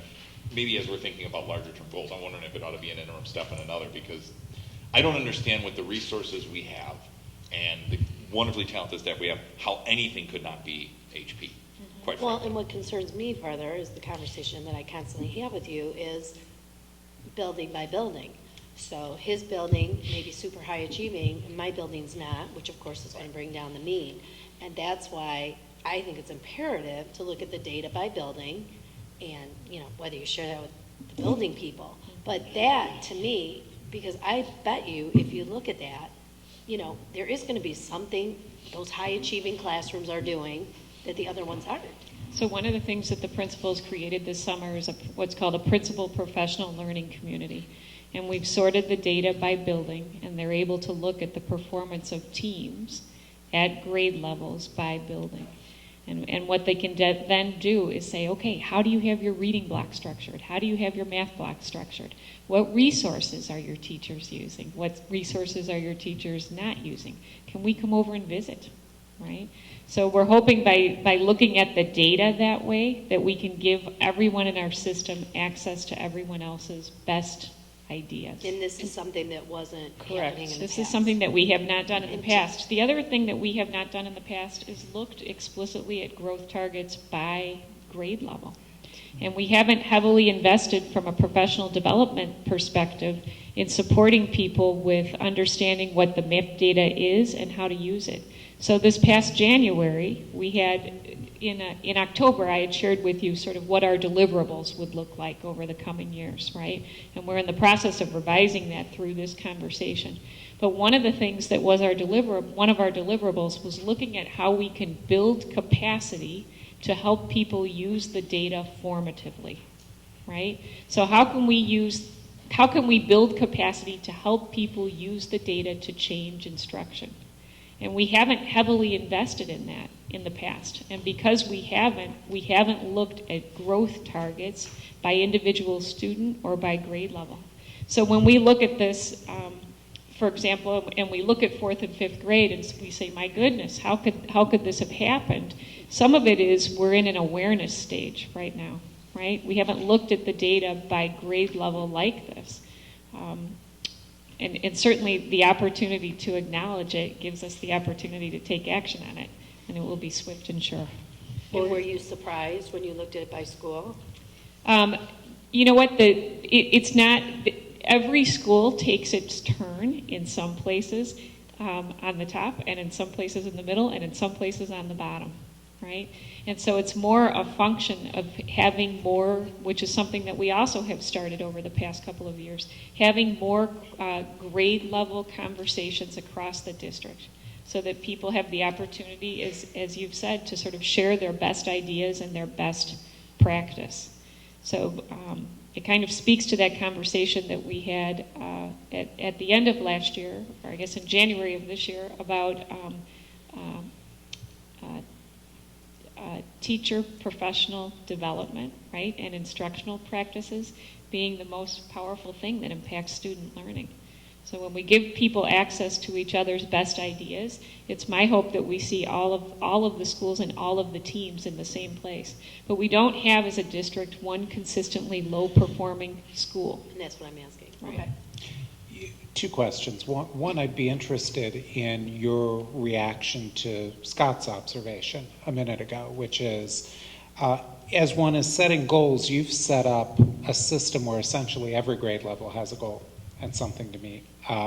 Should we do that, or is it better to pick out a couple of grade levels or a subject and say, we really need to work on these and focus all our effort into those for a year or two. And maybe there's no goal for 7th and 8th grade because we're busy with 4th and 5th grade, and then maybe in a couple years we turn to something else. So what's your thought on everything versus a laser focus? I think that where we can differentiate in terms of support for our goals is with where we align our resources. So I think every single grade level should have a goal, because I think that's what teachers are up to anyway, right? From the minute they walk in the door, actually many of them were in the door already this week. So from the minute they walk in the door until the minute they leave in late June, they are focused on student learning. And we know that the research around goal setting shows that student performance increases when adults in the system have goals. So I think it's really important that every grade level has a target to hit. I think what we could say is we see such a significant discrepancy, for example, in the performance of some grade levels, that we would like to shift more resources to those grade levels so that they can close the gap more quickly. So I would recommend goals for everyone and aligning our resources differently depending on the need. So at 4th and 5th grade, that goal there might actually represent greater growth for those teams than the goals that other teams might set, because they're closing a gap.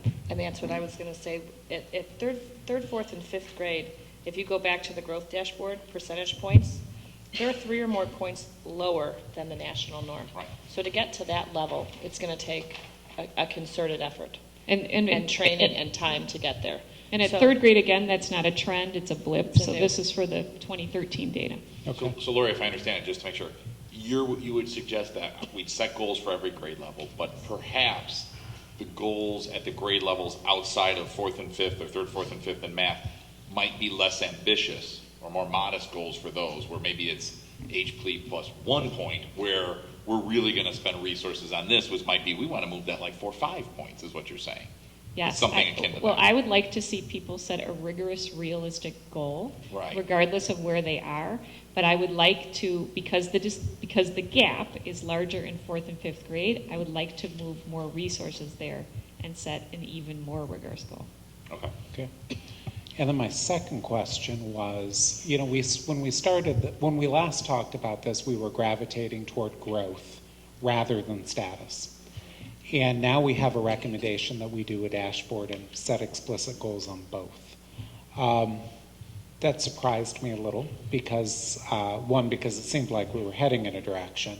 But two, just as I think about it, it would seem that if you focused on growth, eventually status would take care of itself. Because if we're increasing everybody's growth, by definition, we're increasing their performance in, the subsequent grade levels.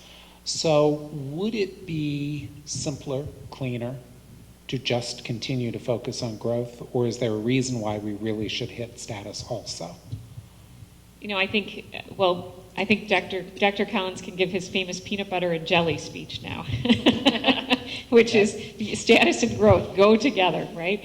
One of the reasons why we decided to target growth only last year was because we really wanted to acknowledge that regardless of where you are relative to what's proficient, we expect you to be growing. So we wanted to target those students who were struggling and really far from what's proficient, and those students who were not struggling and far exceeding what's proficient. We wanted to make sure everyone in our system was growing. It does follow that if you meet your growth goals, it's highly likely that our status will change. But I am finding that in our conversations, we keep coming back to this idea of how do we communicate that to our community, right? And status, if we can get it in comparison to other districts, seems to be something that people find easier to package. So if we want to have bragging rights, we may as well have them for everything, right? Exactly. I've heard a lot of things here, Lori. Increased collaboration to identify best practices. I've heard that we're going to utilize grade by grade analysis now of growth and status. what does it look like, or what is it going to, the one thing I haven't heard is where we're setting those benchmarks. What is it going to take, or how is it going to be developed where those benchmarks are going to be placed? That'll be the number to shoot for. Yeah, we haven't traditionally had a fall baseline report to the board. And that's one of the things that Dr. Hines would like to introduce, and Dr. Collins, you're invited, but you don't have to come back. Would like to introduce to the board this fall is having sort of a report on our MAP data as soon as we administer our fall MAP assessment, so that you can see what our baseline is, and then we can very clearly share with you what each grade level's target is. We have, as a sense, some ideas that are rigorous and that we feel confident about in terms of goals, but we're always loath to set goals without our partners in the system, who are our teaching staff. Boots on the ground Yeah. with the kids.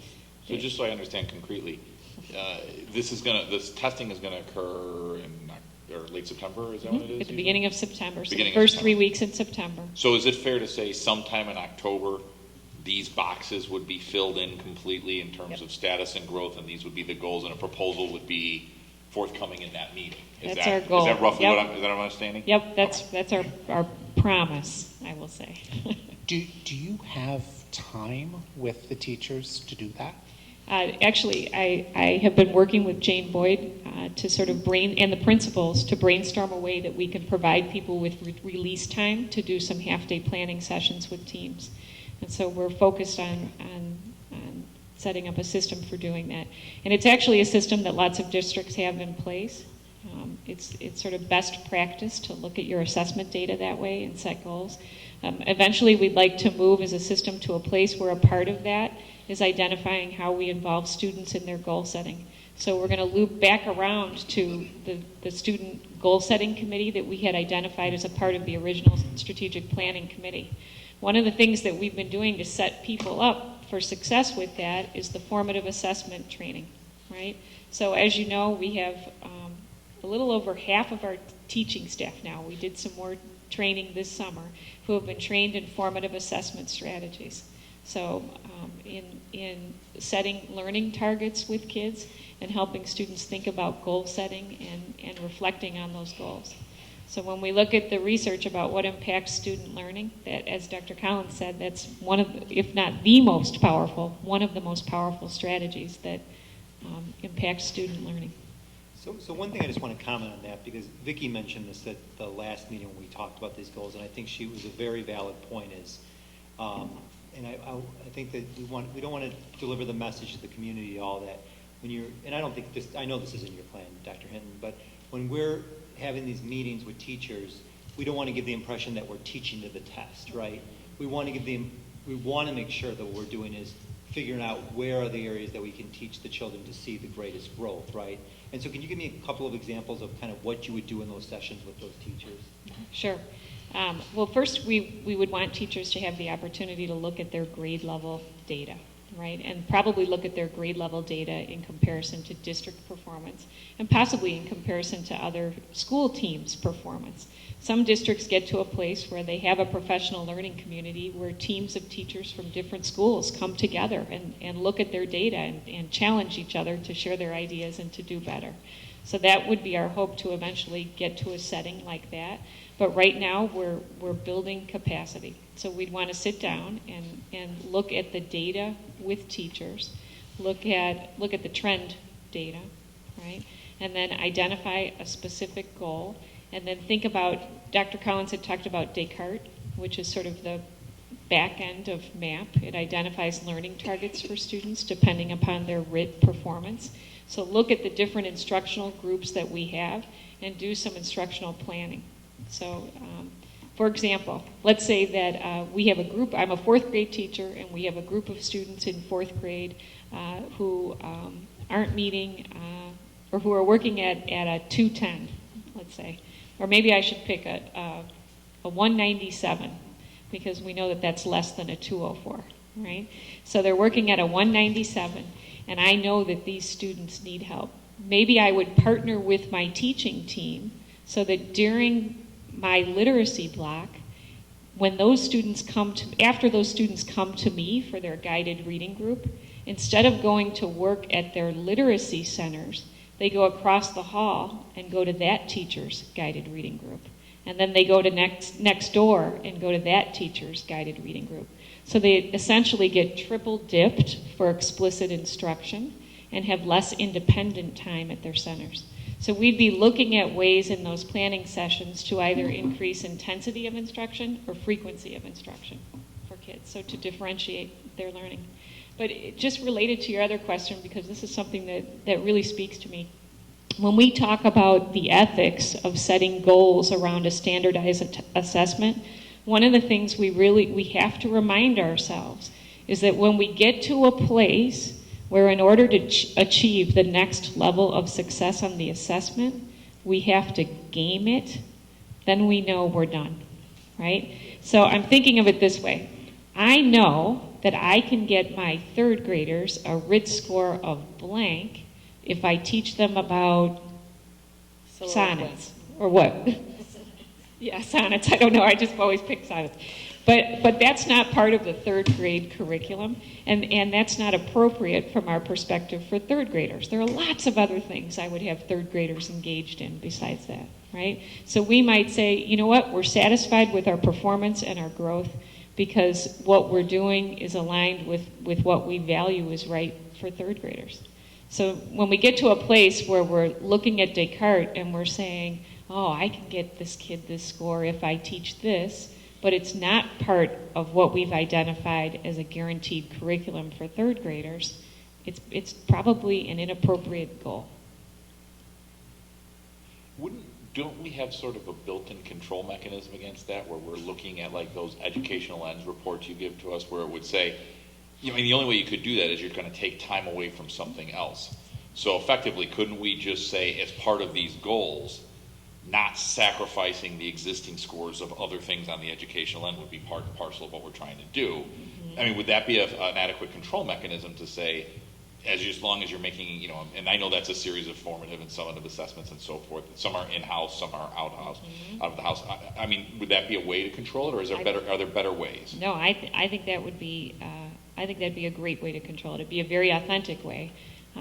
Because one of the things that the educational lens includes that working with our MAP data will not include is what we value in other subject areas besides reading and math. Okay. Any other questions? No, I think we've got quite a bit of background. Good. I'm looking forward to the final recommendations in October to see exactly where all of this is going to settle out based on this information already and where we want to take this for this year coming. But So it's going to be interesting. We'll decide which October board meeting to put the fall map report, and we'll go from there. And Dr. Collins, thank you big very thank much you to Dr. for On sharing behalf your of the time board, and thank you. expertise. Thank you. So moved. Thank you. I owe you dinner, so we'll. And sadly, White Sox tickets. No, I won't do that. I draw the line. Cubs, yes. White Sox, no.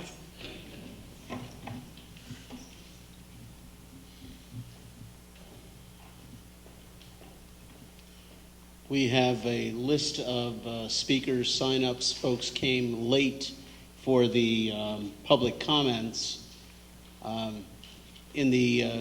Before we go on to the next thing, if there are a comment to be made, is somebody here to make a comment? Okay. In the interest of openness, you'll have to come to the podium.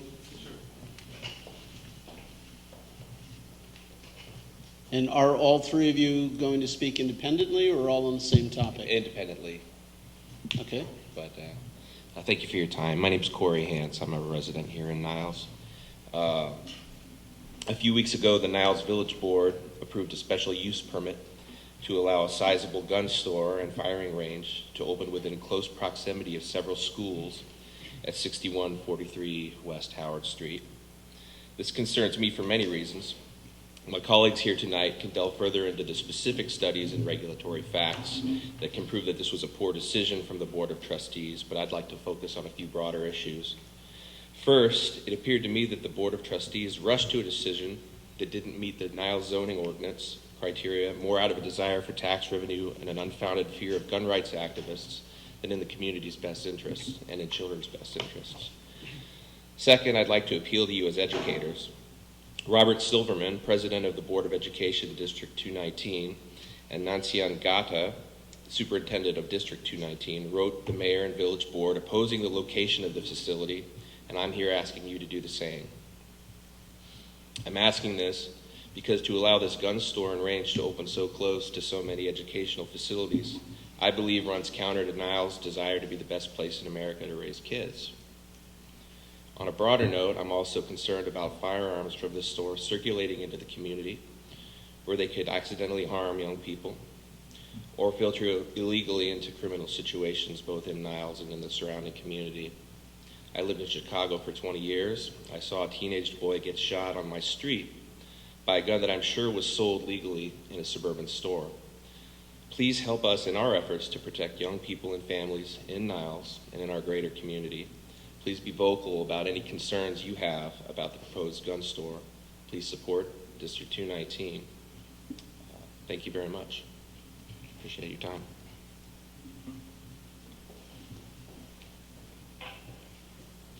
Thank you for allowing us the time to speak here tonight, this evening. My name is Denise Wang Stoneback, and I'm the founder of a grassroots community organization called People for a Safer Society. We work to prevent gun violence. I'm also a former teacher, an editor of educational publishing materials, and a parent of a District 219 student. On July 22nd, as Corey was stating, despite strong opposition from the community, the Niles Village Board approved this special use permit for a gun shop and an indoor firing range on Howard Street. And this site is within walking distance of 6 schools, including Niles West High School. It's also close to Niles Central High School and businesses that serve children like Jump Zone, Sky High Sports, Energy, VBC, and Viking Gymnastics. A gun shop and range at this location would greatly compromise the safety of our children in these schools and the surrounding community, and is a recipe for tragedy. This is a serious public safety concern, not just for Niles, but for Park Ridge and the other surrounding communities as well. A gun shop allows easy access to buying a gun for anyone in the community who could have homicidal or suicidal intentions. Children are gaining access easily and quickly to guns without very much difficulty as it is now, and opening up another gun store next to thousands of students is facilitating even greater access to guns. According to a review of academic literature by the Harvard School of Public Health, researchers found that a broad array of evidence indicates that gun availability is a risk factor for homicide. In addition, school shootings in the United States are on the rise. Last year, there was an average of about 3 school shootings a month. In the first 6 weeks of this year alone, there were 13 school shootings.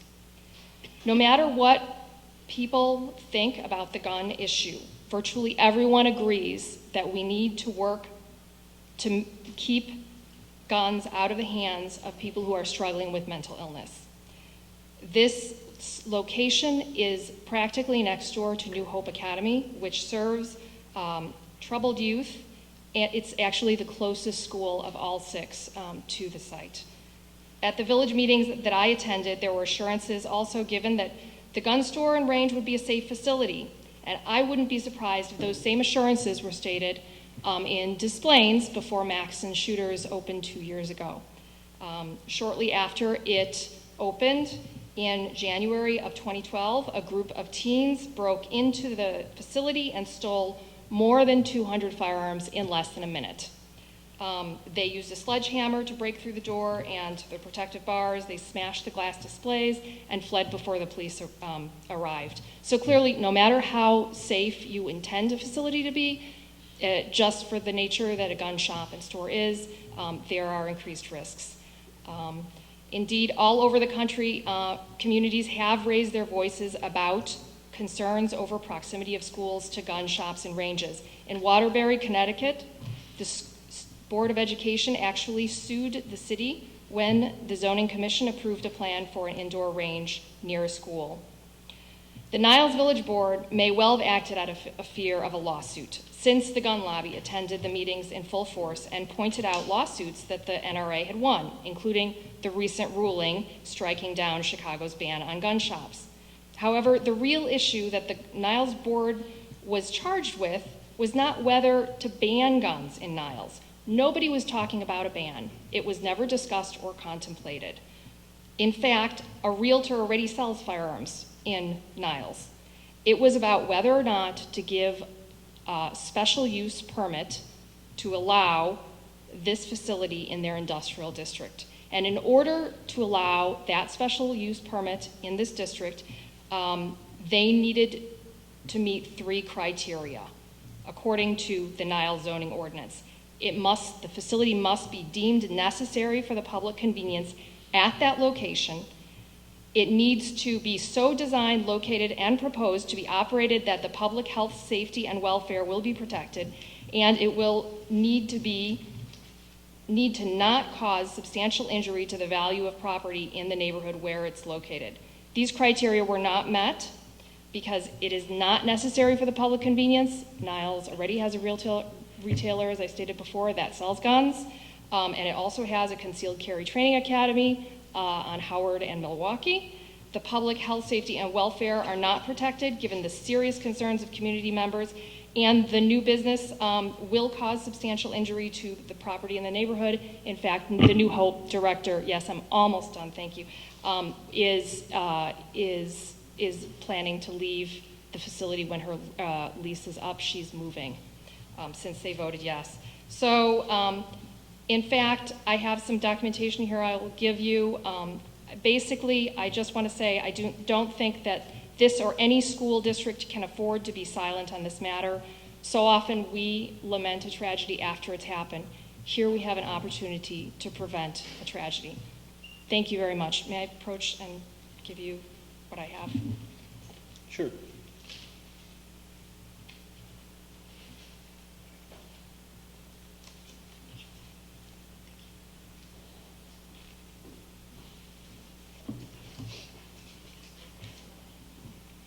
Hi, thank you for the opportunity to speak. I'll be pretty short and sweet. So, my name is Jenny Lee. I'm also an educator. I'm a college professor, and I'm a new resident of Niles. My husband and I chose to live in Niles, moved to Niles from Chicago because we were especially drawn by its reputation as a safe and supportive environment for families. However, in our first few months of living here, we have been extremely disappointed by the village board's decision to approve this special use permit for a new gun shop and firing range within walking distance of no fewer than 6 educational institutions. Our schools are gun-free zones in accordance with federal and state law. It's ironic then that the village of Niles has approved this gun shop and firing range that will not only sell but also rent out guns to its patrons so close to these schools. And the village approved this knowing full well that the gun shop's future general manager has over 20 years of experience at Shore Galleries in Lincolnwood, which inadvertently supplied no fewer than 483 guns that were recovered at scenes of crimes in Chicago between 2009 and 2013, according to a recent study conducted by the Chicago Office of the Mayor and the Chicago Police Department. One of the primary justifications given by a Niles board member for his yes vote was his so-called fear of the NRA, and that the NRA would bring a lawsuit against the village of Niles. However, this fear, which purportedly motivated this board's member's decision, is entirely unwarranted on legal grounds. In a letter to the village of Niles, the Law Center to Prevent Gun Violence demonstrated that if the board had denied this permit, this decision would have been entirely compatible with the ability of residents to exercise their Second Amendment rights. However, despite strong oppositions from residents of Niles, such as myself and my husband, as well as many other members of our surrounding communities, and despite breaking their own zoning ordinance regarding rules for granting special use permits, the village board still chose to approve this gun store. But this gun store will not protect public safety, health, and welfare, including and especially those of our youth and the youth of our neighboring communities and in the inner city, who will undoubtedly be negatively impacted by the guns that will fall through the cracks.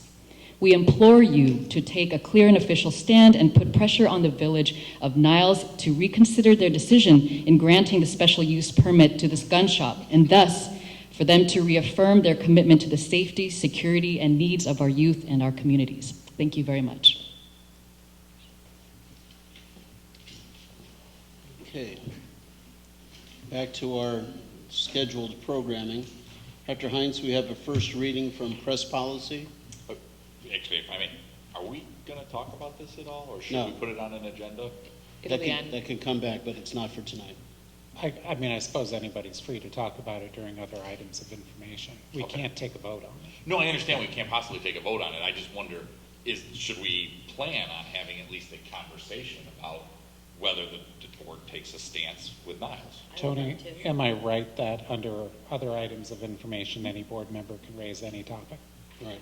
Okay. There you go. Yeah. So if you want to raise that later in today's meeting, Yeah, I don't or care if if you it's want today to, or if we put it or if as you an bring it agenda up for a item future topic. item. Whatever the Yeah. board, whatever's at the pleasure of the board.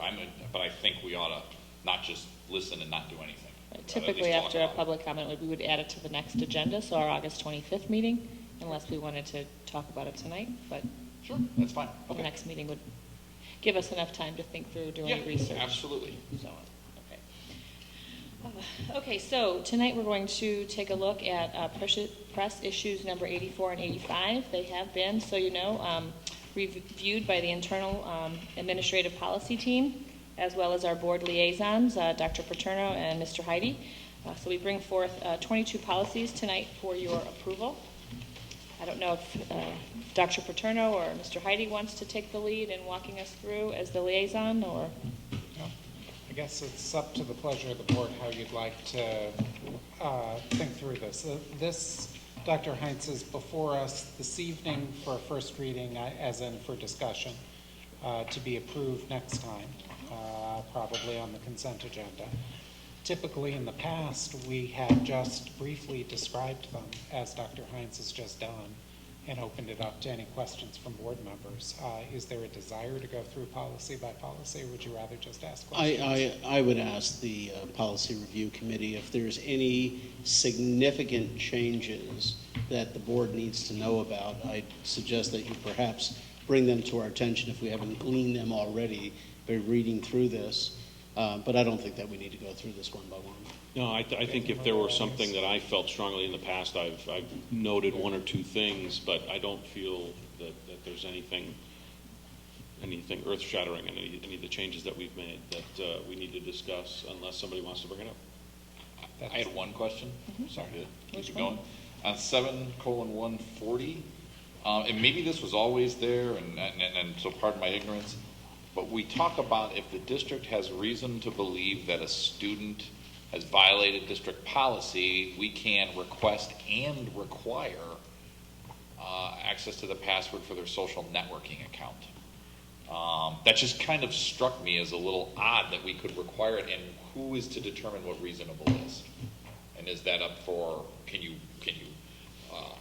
appeal that? I mean, I guess it just in a little bit in privacy matters seems to open us up a little bit for abuse. I don't know if maybe this is just what every school district is doing and I don't understand it. This was the policy that just kind of caught me as I was reading through it as a little just stepping on the rights of others. So I just wanted to ask what is normal. I wanted to ask about it. And Scott, just to clarify where you're looking, this is, I take it this is the material at the end of 7:140 that's being proposed for addition. Yeah, it says state law requires that they notify students. I get that, but it's sort of saying something beyond notify, like it's saying we have the right to require it, which I presume means if they don't comply, means you can take action against them in terms of suspension or something along those lines. Again, that just kind of struck me as, whoa, that's kind of thrown in there, and that could be a harsh issue with bullying issues and so forth. So I just wanted to ask maybe those who are studying press for some comment on that. When we had our legal boot camp with the forensic attorneys, the administrative team this summer, they really were leaning more towards, you ask the child to log in, and then you may search through their device as the safer way to go. Okay. Or to get an SRO, a school resource officer, because each building has a resource officer that kind of checks in on their schools involved. And then also notify the parents. Our students are young enough that we would want to let the parents know and hopefully go the route of seeking permission rather than demanding that we get into their device. If there's a crime involved, the police will do what they need to do in terms of getting into the device. But at our level, at the district level, our attorney said really have them log in and get permission to do so. And as Dr. Heinz has been talking, I've been looking through the footnotes to kind of reconstruct the advice that we were given on this.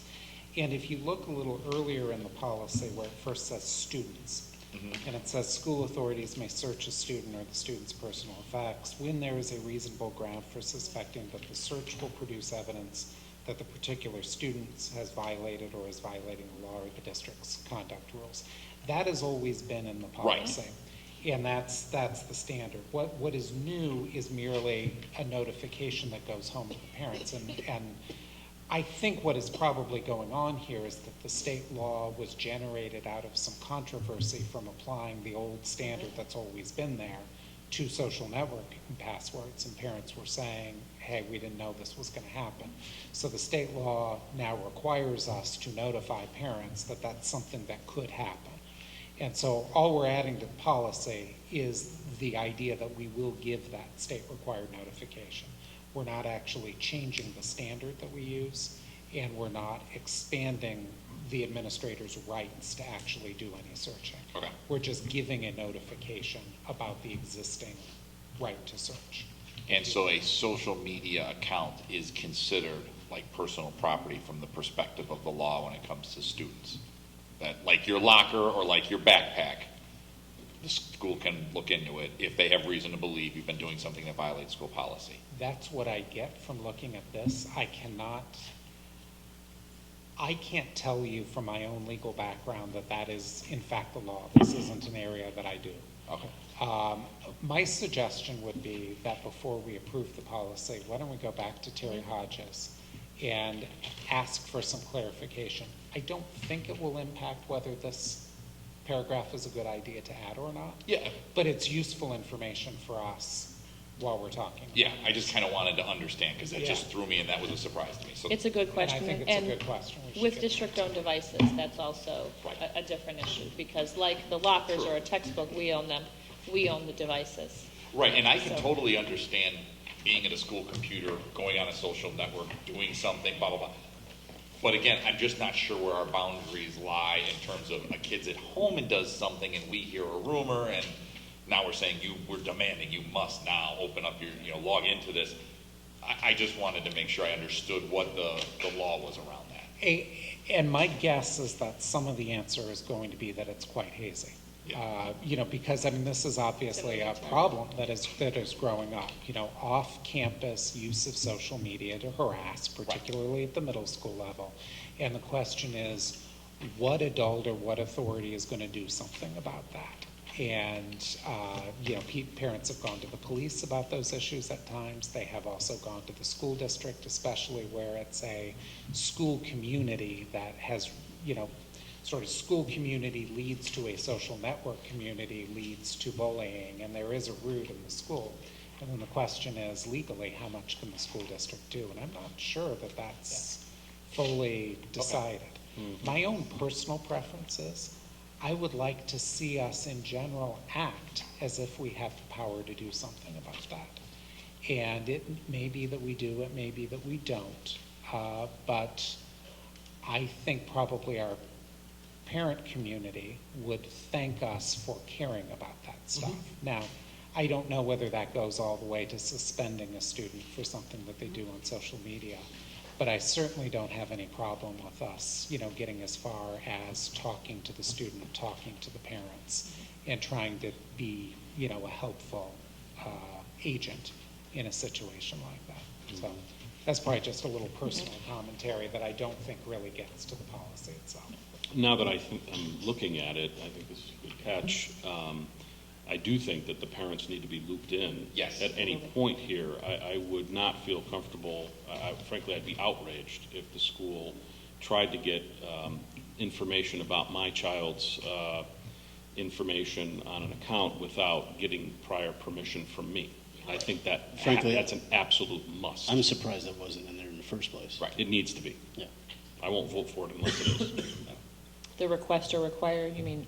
Yeah. Parents need to be made Yes. known before anything happens. Right. Well, I guess I'd point out that actually would be an additional change to the policy. So, I mean, if you voted no on the amendments, that wouldn't actually put that into the policy. I mean, that's something additional that we would be seeking to put in. And I guess I'd be interested in what Terry's advice is on that. Because I'm sympathetic to that, but at the same time, I'm also sympathetic to the need of administrators to reasonably quickly and easily find out what's going on in a given situation. And so maybe the right answer is social networking, passwords, yes, you need parent permission. Looking at a backpack, something like that, maybe we don't. Yeah. So I'd be interested in taking some advice before I figure out what I think. I'll seek of clarity, that. but what we were told in the summer is that we can request, that we shouldn't require, but I will. We can't require, but I will clarify with Terry. She sent Jay, but I'll call Terry just to check. Yeah, That was my only question. it's a good one. Okay. All set? Okay. That leads us to this will come back, of course, for a vote at our next meeting with a clarification by Terry. Next item on the agenda is the discussion on the Board of Education study session, a summary provided by Dr. Heinz, and obviously some discussion to come forth. Dr. Heinz. Okay. So it seems like a while ago, but it wasn't all that long ago. We spent January 11th and 12th together, really for a day and a half, 2 days, to really just build a positive and productive relationship, to get to know one another, to agree on roles and responsibilities. We spent a long time talking about how we're going to communicate with one another openly and honestly. We worked with Barb Toney in terms of governance, and then we really had just a little bit of time left to talk about the new evaluation process and instrument as it relates to my performance. So that was the overview. We began that meeting by appointing Rob Johnson as our new board member, and Vicki Lee took on the role of board secretary, so thank you. Perry Saldwedell from the Consortium of Educational Change came and provided us with an in-depth presentation on the system overview assessment process, and really helped us understand why it's so important, and we've talked a lot about it already, to benchmark our performance against others that are really achieving at an extraordinary and exceptional level, which I believe everyone in this room is, that's kind of their target. If I can interject at this point, so where have we gone, or what are the plans moving forward on this particular item? I know we've talked about timeframes and availabilities and such. Perhaps we can fill everybody in. Should I do it now, or do you want me to do it with my other discussion, and it's on for other discussion and items of information at the end? I think No? it's a nice segue right now. Perfect. Yeah. All right, so I have been talking to Perry, as has Dr. Lopez, and I think I forecasted this for Tony, really trying to find the exact right time to do this work. How soon is too soon? How late is too late? What is it going to look like? So initially, we were given 3 sets of dates. We were given early October, which seemed a little fast. We were given 3 dates, or a set of 3 dates, consecutive dates in November, and then we were given dates in February. Our preference was to start this process in November, knowing that the beginning of any new school year is very time and labor intensive. We're launching a massive one-to-one initiative, and that we wanted to really allow our teachers to stay very focused on successfully launching that initiative. So we were targeting November. And if I can interject, as you recall, there's approximately 6 weeks' work on the district's behalf in preparation for these 3 days of evaluation. And the end result of this is going to be carrying this forward into the development of the new strategic plan. So, please. So we set our sights on a November system overview assessment. We let Perry know that. Perry is right now currently, unfortunately, struggling to find a team that is going to be able to come out. He would need at least 18 to 20 evaluators to come out in November. So we ran into Perry on Friday at a workshop down in Oak Brook, and he really has been giving this a lot of thought, and he is recommending very strongly, and Dr. Hinton, please chime in because I know you spoke with him as well, that we move this to February. So I'm concerned with that because, arguably, if this is done, and this is a huge part of the strategic planning formative formation, once this is done, we can easily segue into our strategic plan and have that ready for the fall of 15, the 15-16 school year, and we could really just kind of move along and it'll all fall into place. If we wait till February, by the time we analyze the data, pull the folks together, start the strategic plan process, it won't be ready for that. that was my thinking as well. However, Perry has a different lens in which he's looking at this, and Laura, do you want to? Sure. The systems assessment itself is really very comprehensive. And so all of the data that you collect through that process, and I know Perry had described it to the team, we would be able to then use in the strategic planning process. When he leaves on that last day of the systems assessment, he leaves us with a verbal report and then follows up very quickly with an extensive written report, which would be readily available for a strategic planning committee to begin working with. So it would move the bulk of our work back to March, April, and May for strategic planning, but my understanding is that Perry also has a really solid relationship with the gentleman Preferred strategic planner. the preferred strategic planner who Dr. Hines had identified, and so he seems to feel really confident that they'd be able to pull it off. So do I agree with you, Tony, that it is less than ideal that we're starting in February? I absolutely do.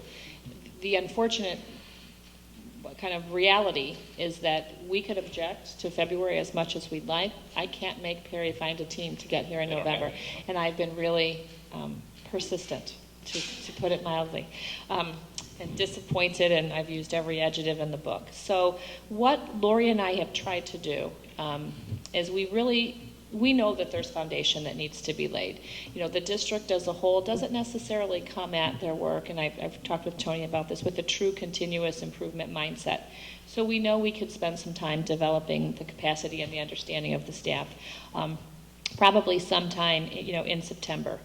We could get a CEC, we felt in October, we figured out some tasks that we could do. Perry said he would come to us in November, in January, with some self-study activities to ready the staff. Perry feels as though it would help the process tremendously having more time.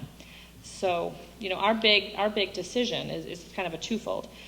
We have to decide if we're going to just, because we want to do this and we know we're going to get good data out of it, are we going to make February work and do enough activities beginning in September and leading us into February to lay the proper foundation? So that's one decision we have to make. The other is... if I can interject one thing. I can see where instead of taking 6 weeks to develop your assessment, you could spread it out and you could take 10 weeks. And there's a benefit to that, right? Gives everybody a little bit more time, a little bit more in-depth analysis on our part. I understand that.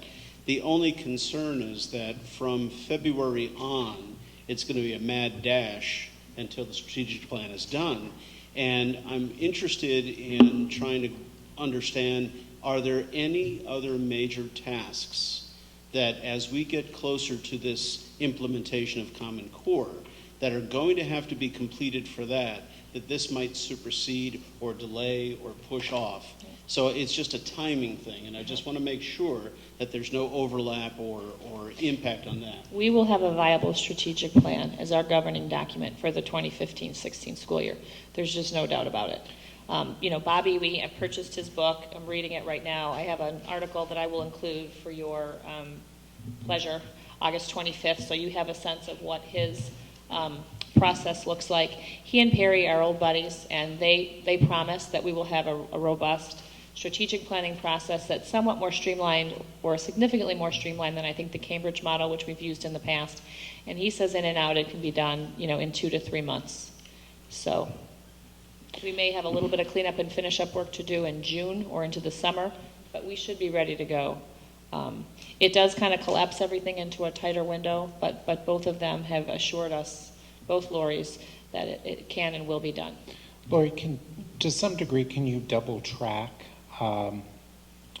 strategic planning activities with systems assessment activities? So for instance, if you know you're going to need a particular team to do your strategic plan, maybe you can select that team before the systems assessment is done. Maybe they can even have an introductory meeting to get to know each other, knowing they're going to get this information. It's going to be really important, but you at least are getting some things out of the way before February. When we meet with Bob, as you may or may not recall, Bobby he lives out in New Orleans, and Perry is amazed that he's come into strategic plan with us, and I've known him for a while, so he's going to give us his time and his expertise. He hasn't been here yet, so I don't know his exact timeline, so I bought his book, and I'm reading his white paper to see if I can piece his timeline together. But when he comes in September, so just in a handful of weeks, he's going to be working out in Arlington Heights for a bit. I will absolutely be able to answer that question with certainty because I'll know his timeline, and from him directly, he's going to lay out the timetable that is going to work best because we're going to have some overlap with the system overview assessment. So I may read it one way here, but Bob may have to manipulate it a little bit to meet our new timeline. Because initially when I signed him up to come out, I said, we're going to do it at some point in the fall, but it'll definitely be finished by winter break. And now here we are moving it into February. So as soon as I meet with Bob, and Dr. Hinton will join me, and potentially a few others on our administrative team, we will present at the very next board meeting the timetable. So unfortunately, I don't want to answer that question now because I'm just not sure. Sounds good.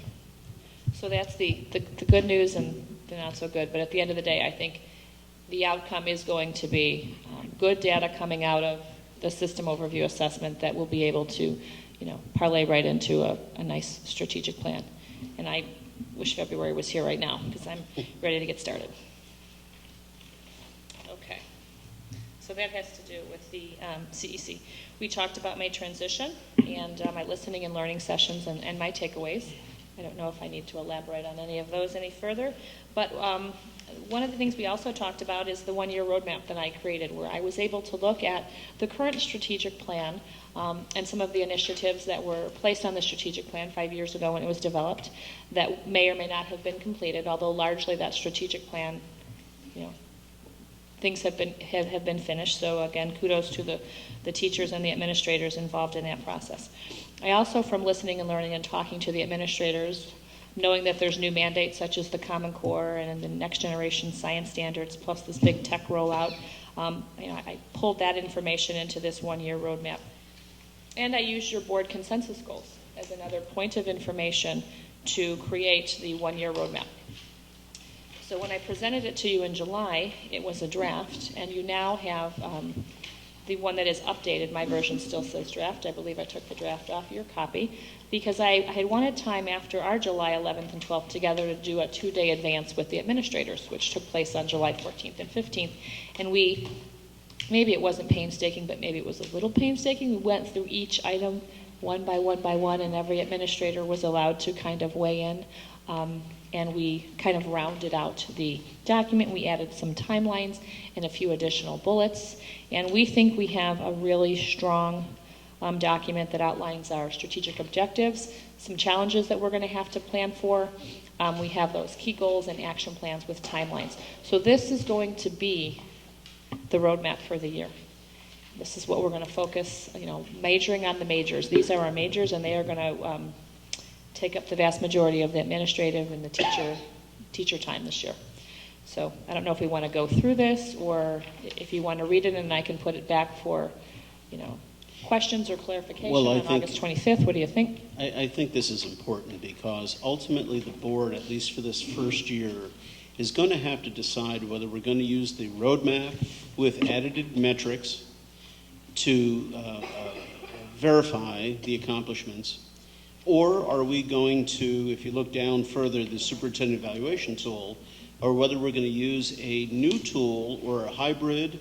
So there is some discussion that I wanted to have a little bit today, but I want to propose to the board that we have a special meeting spend about 3 hours, 2 hours, 3 hours, hopefully not more, to where we can sit down and really refine this. I'd like to make it as objective as possible, as concrete as possible. Last year at our last study session, for the first time in my memory anyway, the board came together and really developed some specific metrics on curriculum and finances, and I thought it was just outstanding. And to go forward in an evaluative process, it needs to have objective evaluations, and there has to be specific metrics. Now, we have to decide what is the best form with which to take. Now, this is an evolution. We have not done this before. And John, in the past, when you were running as president and when you were functioning as president and prior to that, do you ever recall something to the level that we're speaking of being used for superintendent evaluations? And it's a different focus. No, I mean, the superintendent evaluation up till now has basically been a model that I think predates me on the board. Mm-hmm. And it has been a combination of evaluation on particular goals and evaluation on sort of, standards that every superintendent should do. Exactly. And within that, let's say one of the goals is to, increase financial transparency. There was room for board members to give an evaluation on that. What we have not attempted to do, and what frankly I'm not sure is doable on every one of these, is to say excellent performance equals this, and to decide up front, that we will agree to consider excellent, to be some external measure, versus having the goal, and then each board member, as they fill out their evaluation, decide whether the superintendent's performance in that goal was excellent, good, so-so. And that is the typical, superintendent Yeah. model, because I've been, bothering colleagues all over the place to get copies of their supervision evaluation document. Typically, it's a checklist, so if you remember the evaluation draft that I presented based off of that IASB article, and I use the professional standards as my guide, because our principals are evaluated against their professional standards, superintendents have professional standards, kind of cherry-picked some of the key descriptors within each of those standards. And then the hope was that there would be evidence, and it might not be, and that's why my last sentence here says identifying metrics for categories where metrics are appropriate. Because I do very much agree that you can't have metrics for everything, you need them. And there are ones that are easy, like the curriculum measures. When we set status and growth goals, we'll have a way to measure that. We either hit the target or we don't. Therefore, I either succeed in that category, or there's an opportunity for me to do better the next time. But there are other areas where it's more of a narrative. What is the evidence in terms of communication? Is it school messengers? Is it the web page? Is it blogging? Is it my face-to-face time in the buildings? My participation in Rotary and the chamber? And it's more anecdotal or evidence in another way that's not necessarily a metric. It's still valuable, and it still supports whether I have done work that meets or exceeds your expectations in each of those key areas. And I certainly think it merits discussion to develop this forum, and I think it's going to be a hybrid. I personally think it'll be a hybrid. The hardest thing I think it's going to come down to is having the board apply some monetary figure.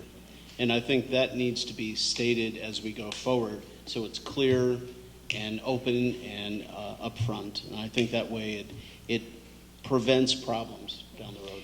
I appreciate that, but that's so far off my radar right now that I just want to get the year up and running and have a successful year and really make major inroads in these areas that I'm not so worried about. Can't forget that. Right.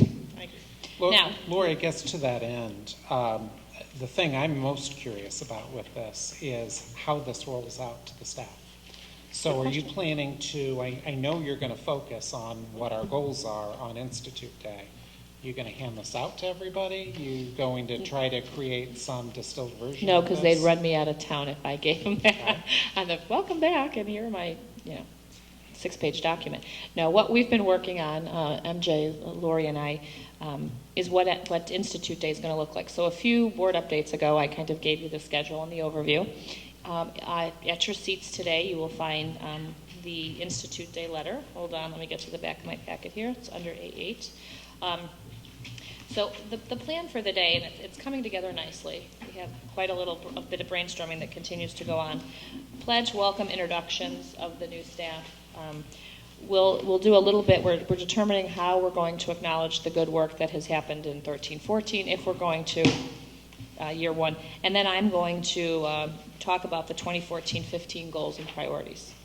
And we're going to talk about a one-year roadmap, some of the key initiatives. We're probably not going to get into the challenges or the action plans, but maybe just some of these objectives by category, some of the big initiatives, just so the whole staff, all 500 and some odd people that will be there, know that these are our key priorities for the year. And it'll be part of a presentation that I will give before we have the remarks from Dr. Borelli, our PRE president and the chair of our ELF committee. And then we're going to shift into that year of innovation, where we're really going to focus on our commitment to technology and innovation moving forward. And we have some great work in development in terms of how we're going to balance the innovation and the motivation and our eyes, right? Our interdependence, our innovation, and what's the third eye? Inspiration. So that's going to be our focus, and interdependence, right? So it'll be weaved in and out through, anecdotes, short video clips that we're pulling together, and just kind of a tag team. I said the last thing I want to do is be the only one up there talking. I need the whole staff to see that this administration is working very closely together, and we depend on one another, and it's a group effort. So a variety of us are going to be talking and sharing our mission and our enthusiasm for all the work we have to do as a new team. So. Yeah, I think it's important that from the top down, you have a trickle-down effect. Not to make a Keynesian reference, John, but to have a little trickle-down effect. But you have to set the bar. And once that's set, then you have marching orders that go out, and this is the refocusing of the district. So I'm going to be very, very keen on listening. No pressure. On Institute Day. So Tony, And there'll be some humor as well. We have some little fun planned as well. So Tony, is this to be a topic at one of the future board meetings, or do we need to get our calendars out and figure out when we're going? That's exactly my question. Smart group. Here we go. Yeah. Dates with Barb. So I've been in communication with Barb Tony, and she has sent 4 possible dates for September, 4 possible dates for October, that we could schedule this meeting to talk about the roadmap. And I've been hacking away at the evaluation tool, trying to plug in some of these strategic objectives within the right categories. So I have made some inroads there, but we need more time to discuss it, because I'm getting nowhere just working myself on this. Yeah. So, all right, so let's take a look at our calendars. Grab my phone. So to answer your question specifically, I thought that this topic may be too weighty to include on a general meeting. Okay. So that we would have this as a standalone meeting. And I think by doing that, we can concentrate on it, and then rather than making this an extremely lengthy process, we can hone in on it much more readily. Having Barb Tony there, since this is a new thing to all of us, at least for the first year, might be a good way to provide some guidance. And then in years hence, perhaps we can just take it upon ourselves and we can morph it any which way that needs to be done. Year one, we're going to implement it once we get it written, and we'll refine as we go, just like with any good implementation of something new. Okay. So available dates for September, we have the 9th, the 11th, the 18th, and the 22nd. Those dates work for Barb. Okay. So we'll start with the 9th. The 9th is probably out for me. And I'm talking at the field PTO meeting that day, so that wouldn't work for me. We have a Board of Ed the day before that, so I don't think we want to do that. Yeah. Okay. The 11th is a Thursday. I'm out of town. Okay. The 18th. I'm okay. Yeah. Anybody? Depends on what time we start. I'm supposed to speak to the I'm speaking at all the PTA meetings at their first meetings. So I'm scheduled to do Franklin. It would depend on what time we would start. What time's the PTA? 7 to 8 I have in my calendar, but Okay. all right. And then the 22nd, 22nd doesn't work. We have a meeting already scheduled. I'd prefer to do it in the month of September. Yeah. Yeah, board meeting the 22nd, right? yeah, Right. the 22nd's out. What are the 2 days we have board meetings already? 8th and 22nd. 8th and 22nd. I'd like to revisit the 18th, if the board can make that. I could maybe Well, change my exactly. PTA obligation. Exactly. Not the best first impression to make with that PTA, but yeah, I could probably make that happen. Do you think maybe we could start at 7:30 or even 7:45, and Lori, that would let you Or we could keep start your- and break, and I could head over and then come back, or if you guys wanted to have some time without me to talk about it, you How know, long would Should we you, meet at Franklin? I could find out. I can't imagine why not. Run down the hall and come back. Because I really don't want to make you cancel your PTA date, because yeah. I think hitting the first meeting of every PTA. That's what I'm We trying. can make it Sounds work. awfully important. And I think they'll want you to speak in the beginning, and give an intro. I can't imagine it's gonna be more than 15 minutes. yeah, and if Well- you go from 7, if you go to 7 to 7:15, And we start at 7:30. and we start at 7:30, and we have a 3-hour meeting, I think Well, most of the stuff I'm gonna guess Barb's gonna talk to us about in the beginning, you've heard. Hmm? So if we start at 7:30, she gives us 20 minutes of, this is what you're getting yourselves into. and Actually, then- we could start at 7. 6:30 Yeah. or We could whatever. start at 7, get the preliminary stuff Yeah. done, and then we can have Lori join us as we're doing our discussion. Yeah. And will you be at Franklin that day? Mm-hmm. Okay, well then we'll just hold our meeting in Franklin. Yeah, I'm fine with that. Is there enough space there? Scott, is there enough space at I Franklin? couldn't tell you. I don't To know. have 2 meetings simultaneously? PTA will meet in the library. Library. Right. mhm. And so then we would meet in the auditorium, probably, right? Or the gym. Yeah, well, the gym is probably gonna be used for after school. Dan's got a great conference room. He has a great conference room at Franklin. Oh, really? But it's gotta be open, so just in case anyone else wants to come, we gotta just make sure. It has to be I don't an know how open many people meeting. will, but, True. yeah, the auditorium would be okay, but either one, Scott, whatever's easiest for you. Okay, so it's going to be an open meeting, and you want an area? It's open meeting, yes. Okay. Does it need, I mean, Barb's presence raises at least the possibility Of that going. somebody was thinking it was going to be closed. Oh, okay. I haven't given any thought to whether it should be open or yeah, closed. closed meeting would go in a conference room then. In a Well, closed It's meeting, my you could, intention that it be open. Yeah. Should Barb tell us what would give us best guidance on what that would be? I have no problem with it open either, I just don't know what. I think I in have this no case, problem it with could it be being open because you're not rating me or talking about my performance. We're talking about the development of my The evaluation process. You're tool. talking about the process. tool. You're not Right. talking about it's a personnel see why issue Right. in the spring, you know, it's different. So it So could let's be. assume Yeah. it's open. okay, well, Yeah. you let me know and we'll get it set up. When are they done with the gym? Is it 6? What- With the after-school care program, remember how we're They're, moving? they're done at 6, and then usually the gyms aren't being used. I mean, obviously this takes precedence, so I could just Are book they the pretty gym. clean, or, I mean, is it like a huge setup if we go in It's there? such a mess. My guys work so hard every day to get that I cleaned out. understand. Yeah. No, I just didn't know if an hour to get it set up by Oh, 7:30 for, you yeah. know, maybe you don't need it as elaborate as this, but, you know, a row or two of chairs. Yeah, we can make it work if Okay. that's what you want. Just let us know Okay. what the time and the day and if it's going to be open or closed. Thanks, Scott. Okay.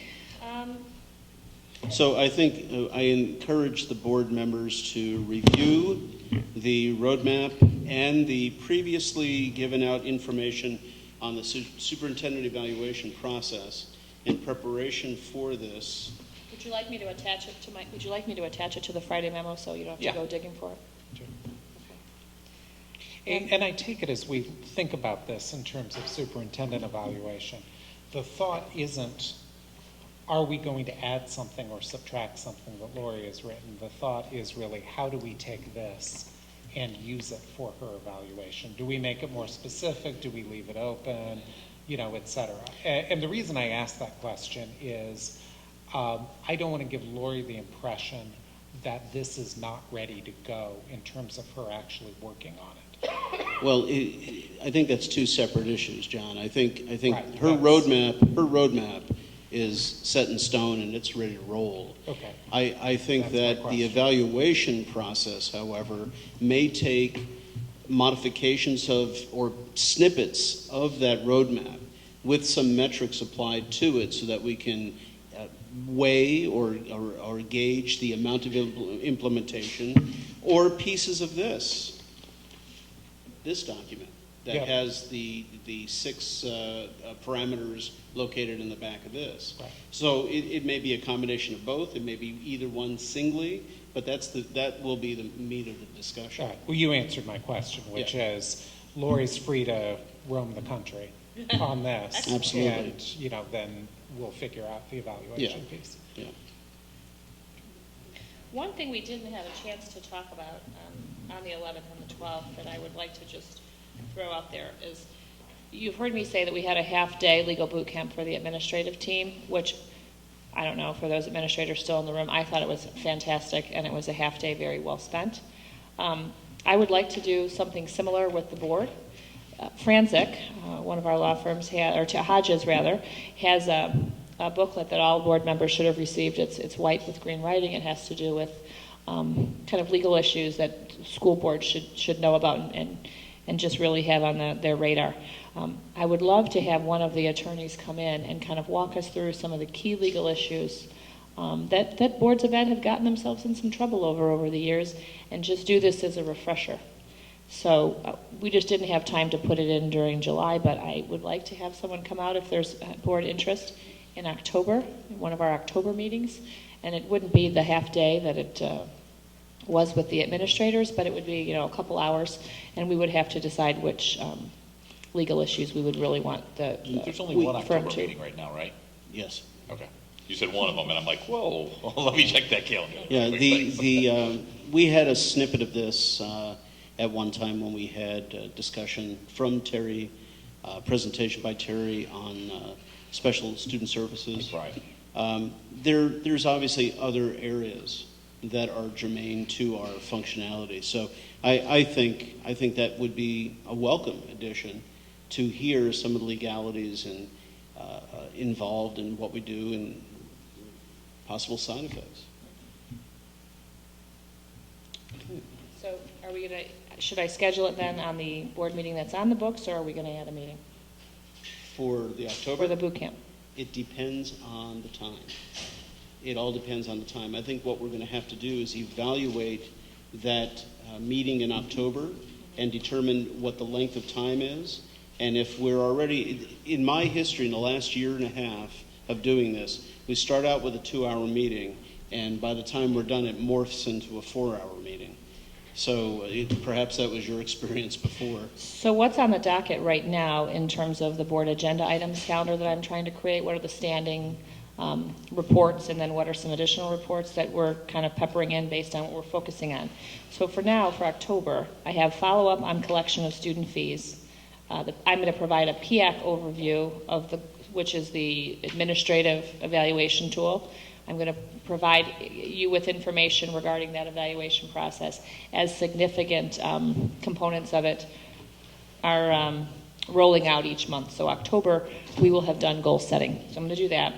We'll have that fall map report that Dr. Hinton explained she's going to provide for you at my request, because I think the board needs to know how we came in the fall in terms of baseline. We're going to do a tech rollout update. We're going to be here all night. You know, the October, and then the legal boot camp. The October meeting is the 27th of October. There is no meeting from September 22nd to October 27th. And I think that if we were going to do this, I might suggest if we split some of that agenda, instead of having a 5-hour meeting on the 27th, that we create another meeting. We can do the boot camp and 1 or 2 topics to lighten the load for the 22nd. You have Columbus Day in there. Yeah, Columbus Day is the 13th. I'm thinking the 6th. Because if we do the 6th, we could perhaps do one of those items. I don't know if you can do the tech rollout by the 6th, if you'd be prepared for that. You'd need more time for that. So maybe we can do something else along with the legal boot camp, because otherwise, that 27th meeting is going to be just onerous. One of the things I have down as tentative, and when we have our next board agenda setting meeting, I was going to talk with you about this. At what point do we want to start talking about 207's calendar decision for the 15-16 school year? So I put that as a tentative placeholder in October. That's why I put it early. So that rounds out the top 6 things that I had to discuss at an October board meeting. Yeah. So So we're going to need a Probably second want meeting? 2 board. Okay. Yeah. So the 6th is up. We're gonna need That's the best quote, John, you're right. We tried this. We're gonna need a bigger boat. So I'm thinking the 6th. How are we doing on I'm the 6th? not sure I'll be here. I'm sorry, I apologize. I got a lot of travel coming up. Yeah, The 13th is out. 29th Or the 29th of September, which is the week after our September meeting's okay. I will be at the Washington PTO, but it starts at 7, so if we did a 7:30 start, I could, That one might be hustle over okay. there. On the 6th. I mean, if you guys can all make it, I'm just one board member that can. What are the dates we're thinking? We're looking at the 29th of September, 6th of October. Columbus Day is the 13th, so that's out. Or Actually, the 29th might work. I apologize. 29th might work. of September? Yeah, the 6th is out. The 29th could work. Some weekdays later, the 14th, 15th, 16th, if we wanted to do them other than a Monday. The only reason I'm thinking of the 6th, it's 2 weeks from the previous meeting and allows accumulation of data or whatever materials. Yeah, I won't be here, but go ahead. Well, let's look at it this way. How's the 13th? Let's look at it this way. The October schedule, Which is fine by me. what can you have ready on your October listings that can be moved to the 29th of September? We could talk about, September. well, no, this is another, we're talking about adding, on the 29th, we're talking about adding a meeting on the 29th. discussion and probably pre-action, the overview. Okay, So we could do the legal boot camp and the fall data report. The 20th of October is fine. so the 29th of October then. The 29th of September, or the 20th of October works. Would that be the week I'm just before? trying to do Monday. I think that's too far down the road. If we're going to talk about the calendars, we should do that earlier rather than later. Oh, we're gonna do that too. Okay, Yeah. yeah. I apologize for throwing a monkey wrench on this. Dan, how you doing with either of those? September, Yeah. it's fine. Okay, Winner. sold. And we just need a place. I'm open to any place, whatever's available. Do it at the ESC, or you want to stick with the school? School. And start time, 7. That way we'll be done by 10.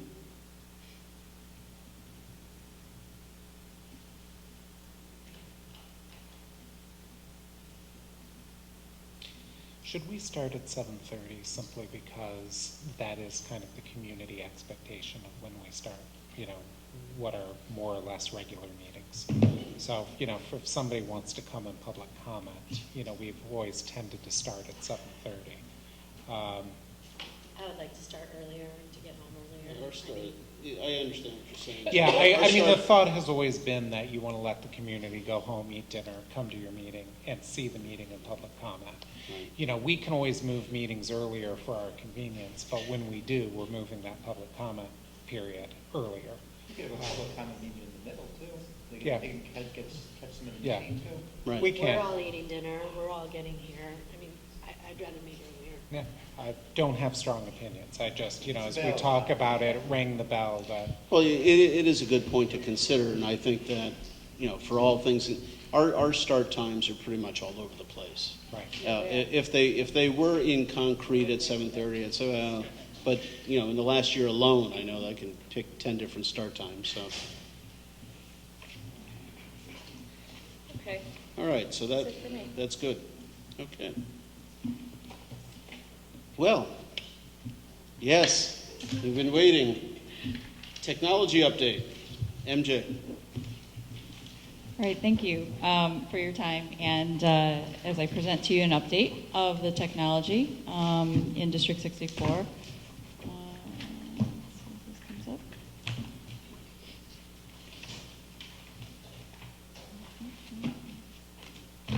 I like calling it What's that? Yeah. We're keeping the fun going. What'd you say, Dan? Got to keep it lighthearted, man. The pressure's on. I know. Okay, I wanted to ask if anyone could recognize this person. Da Vinci. Very good. This is Leonardo da Vinci, and to me, Leonardo da Vinci depicts this beautiful mind.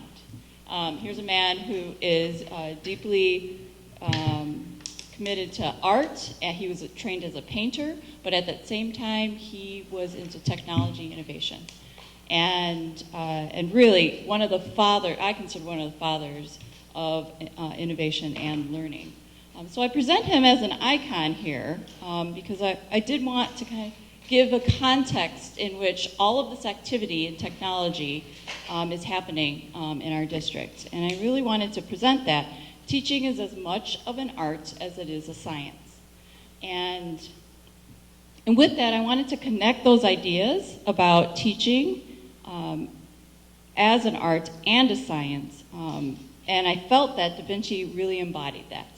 But as well, I feel that, or I'm seeing that, the work that the educators are doing in the midst of this one-to-one is really tied to that idea of art and science, of that measurable art, and in that scope of work towards achieving innovation and learning. And that's sort of the inspiration that's happening now. So as we're putting kind of feet and hands to the work, this is what we're seeing. But in the end, what we're ultimately trying to do is to redesign learning. And as we're introducing technology in a different way, our context is going to be changing. And so in this first year, as much of it being things that we're introducing into the environment, a lot of it is also going to be things we're observing happening in the environment. What dials are we turning? What are we seeing making an impact? So I just wanted to cast that context out there in light of all the activity that is going on in the technology department. And as well to recognize all the key players in all of this. And even though the teachers have not been here all summer, or the students have not been here yet, as they're coming in the next couple of weeks, we've had teachers, we've had parents, we've had technologists, we've had instructional technology coaches, we've had community and board members all involved in creating this and enhancing this ecosystem that we're doing.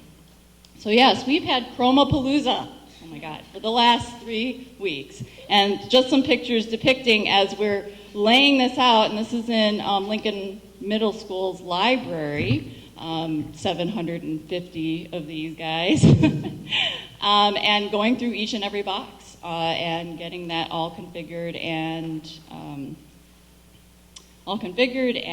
readied for our students picking them up this week and next week. So getting over 3,000 Chromebooks configured and enrolled and all ready for deployment.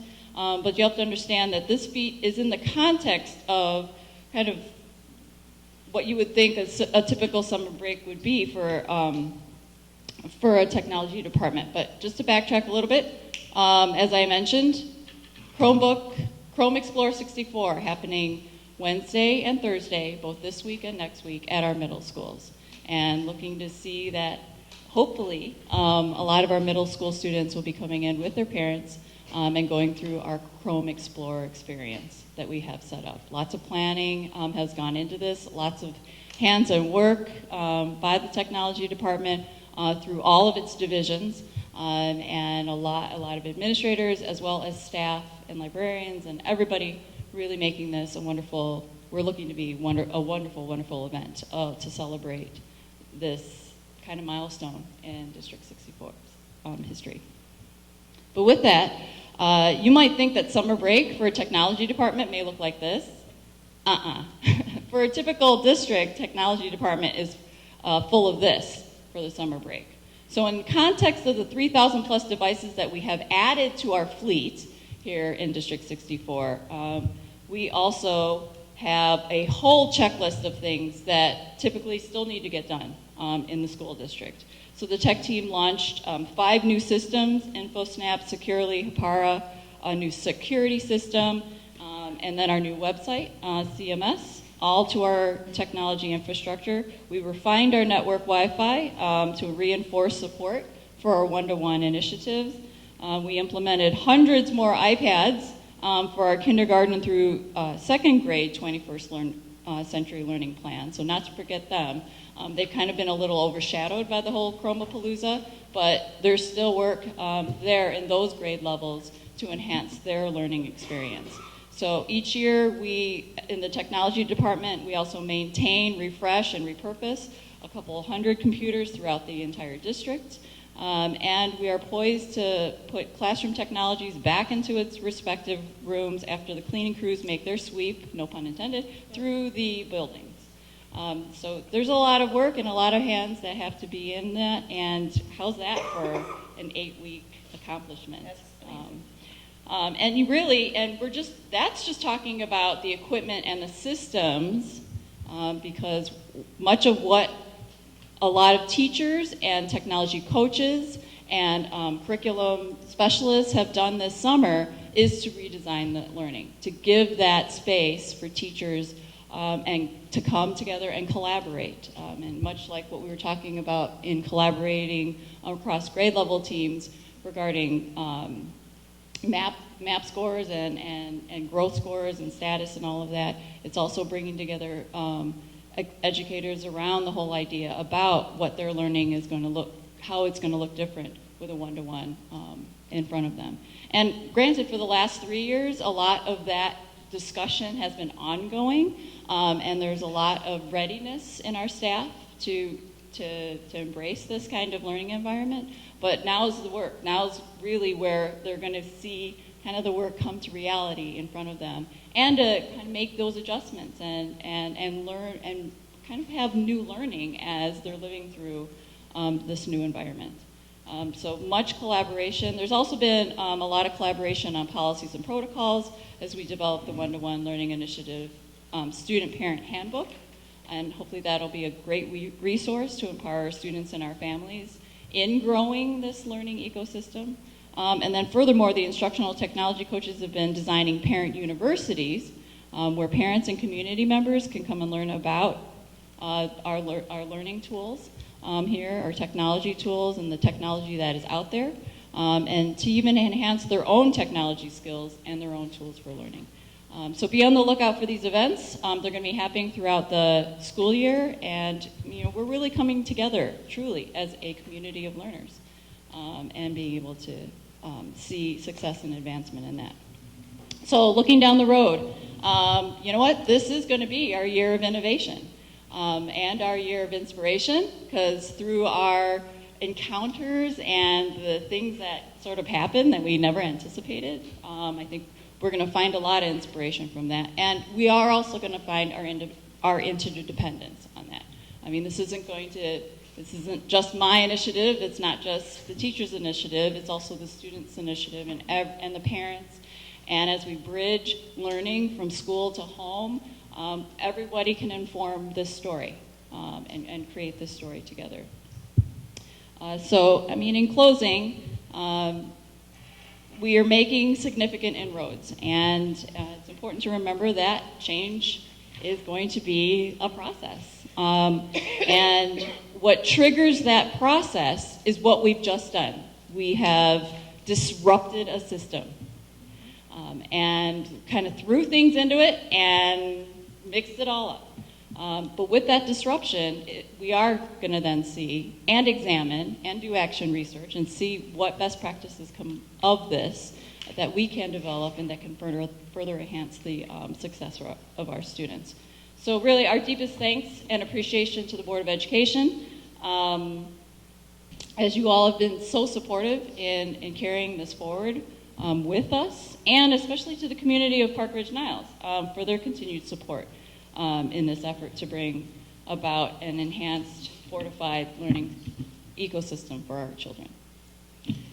Any questions? Yes. MJ, first I want to thank you for hitting the ground running and tackling this enormous project that essentially welcomed you with open arms as you joined us. So thank you for grappling with this.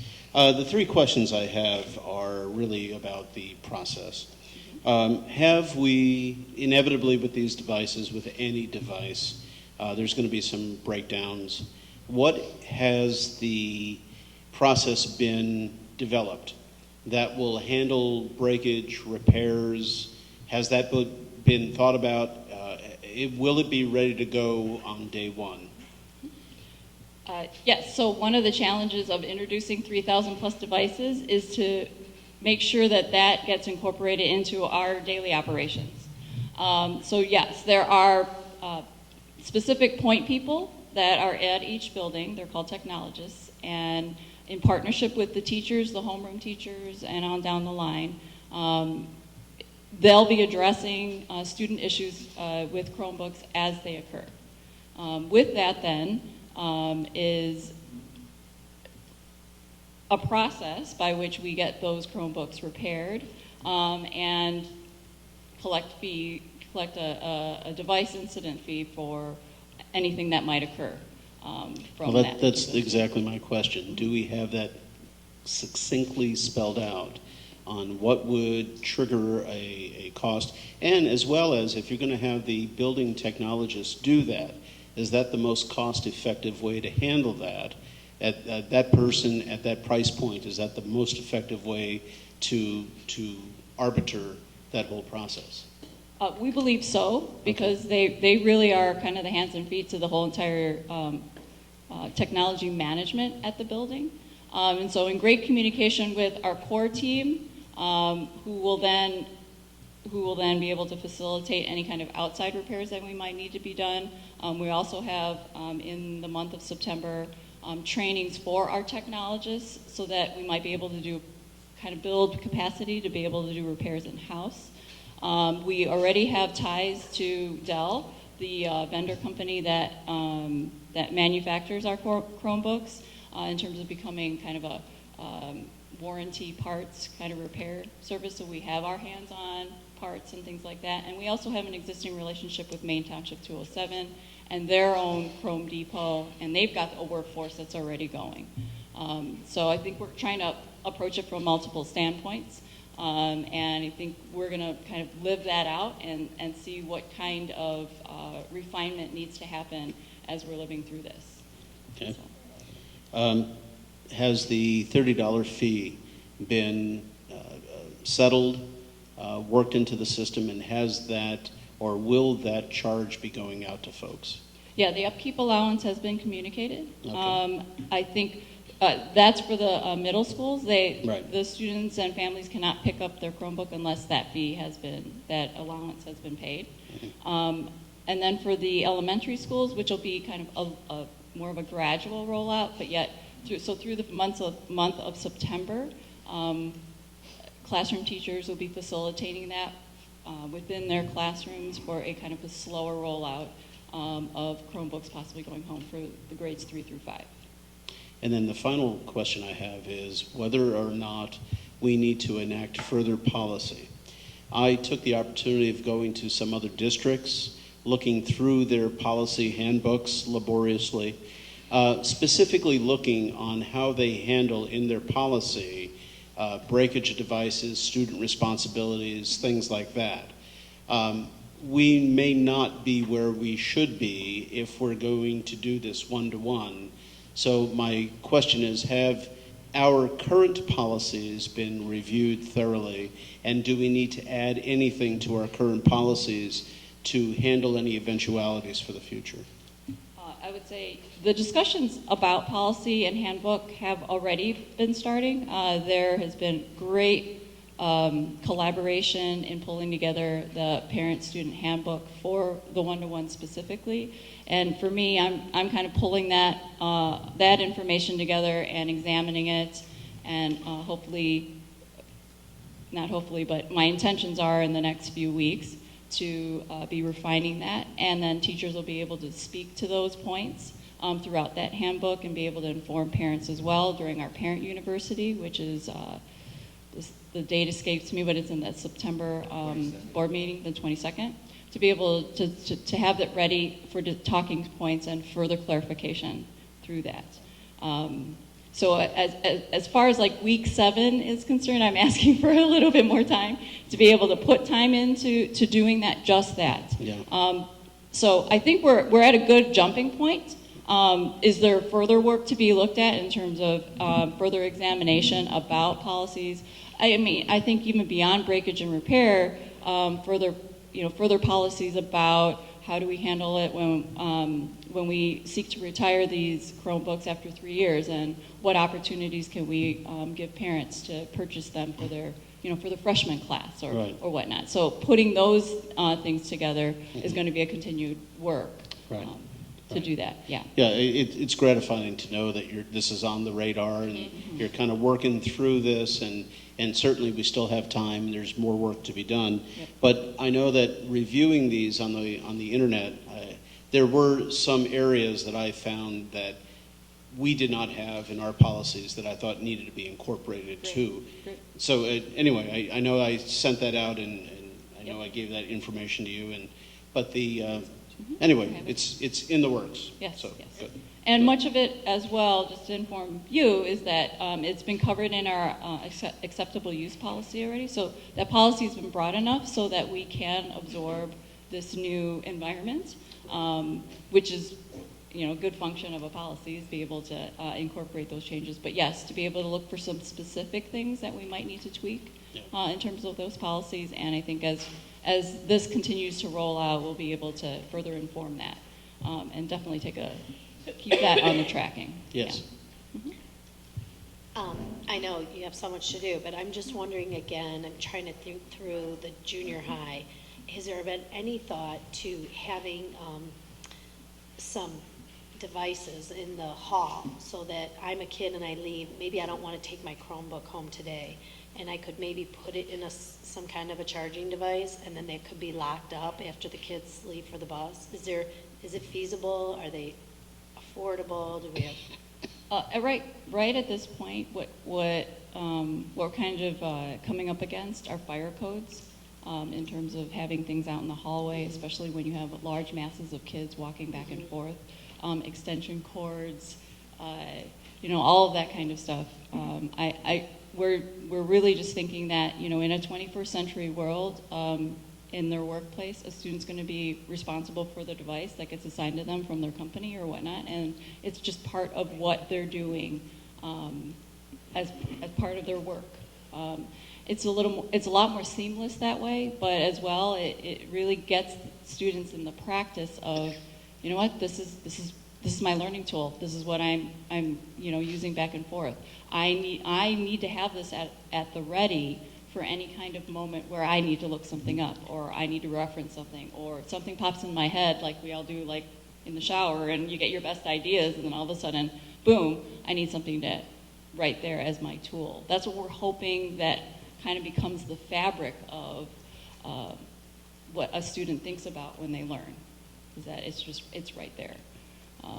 So now, yes, I think it's going to be an adjustment to navigate that and to have guidance from teachers in that, and that's what they're definitely there for. We want them to kind of make their mistakes and make their learning and make their adjustments in that safe environment to be able to do that. So logistically speaking, especially at the middle school when kids are moving from class to class, it's really not a feasible option. Okay. Yeah. But we have thought about it. Any other questions? If I may just publicly say thank you and your team so very much for this tremendous amount of work you're doing in just, what are we here, 7 weeks? So, and she keeps laughing and smiling and moving forward, so thank you. And thank you for the opportunity. It's been great work, great positive work, stuff that, when you're tired at the end of the day, gosh, this is good stuff though. It's a good day, yeah. Okay, next item is consent agenda. I know that there's at least one thing that Bob had spoken about prior to not being here, was the roof. So, Scott, prior to voting on this, if we can just talk about that roof business a little bit. Essentially, from what I understand, they opened up the roof. They were going to do some roof replacement. There was some rotted sheathing that needed to be replaced. They still using fir? Yeah, what? Still using 4x8 sheets of fir? Yes. Yeah, Yeah. okay. Yeah. We had, actually on the 3 repairs, the Jefferson was minor. When the roofers were looked up there, they noticed a couple of little slits and a couple of little holes, and we're just gonna patch that up as we go. At Franklin and at Emerson were much larger. What we're doing at Emerson is on the multi-purpose room. It's called a ridge vent. It's up on the very ridge of the thing. There's 550 foot of it there. And prior to the bid, I went up there along with our roofing company, Waukegan Roofing, and we looked at that, and we just didn't foresee this coming, and I apologize for that. It just didn't look like it was going to be there. What actually happens is it's a vented roof, so there's 2 sheets on there. The ridge vent was securely adhered to the lower sheet, but the top sheet was rotted, and that's what was happening was we were getting, on heavy winds and snows, we were getting moisture inside of the building through that. So I was very pleased that the roofing company called me and said, we have a problem here, we need to take a look and fix that. So we had 2 options. One was to put it back the way it was, and the second one was to do it right. So obviously my vote always is to do it right. Unfortunately, it was a little bit more money, but it's going to be done correctly. So we're going to take a little over 1/10 of a mile of plywood and shingles and cut it off and put it back on again. So it's not a small amount, it's a large amount, and that's where the price comes from. Then over at Franklin, the roof it's got an insulation on it, a builder up for a pitch, and then it has it's called EDPM, it's a rubber vinyl coating, and then it has gravel over the top of that.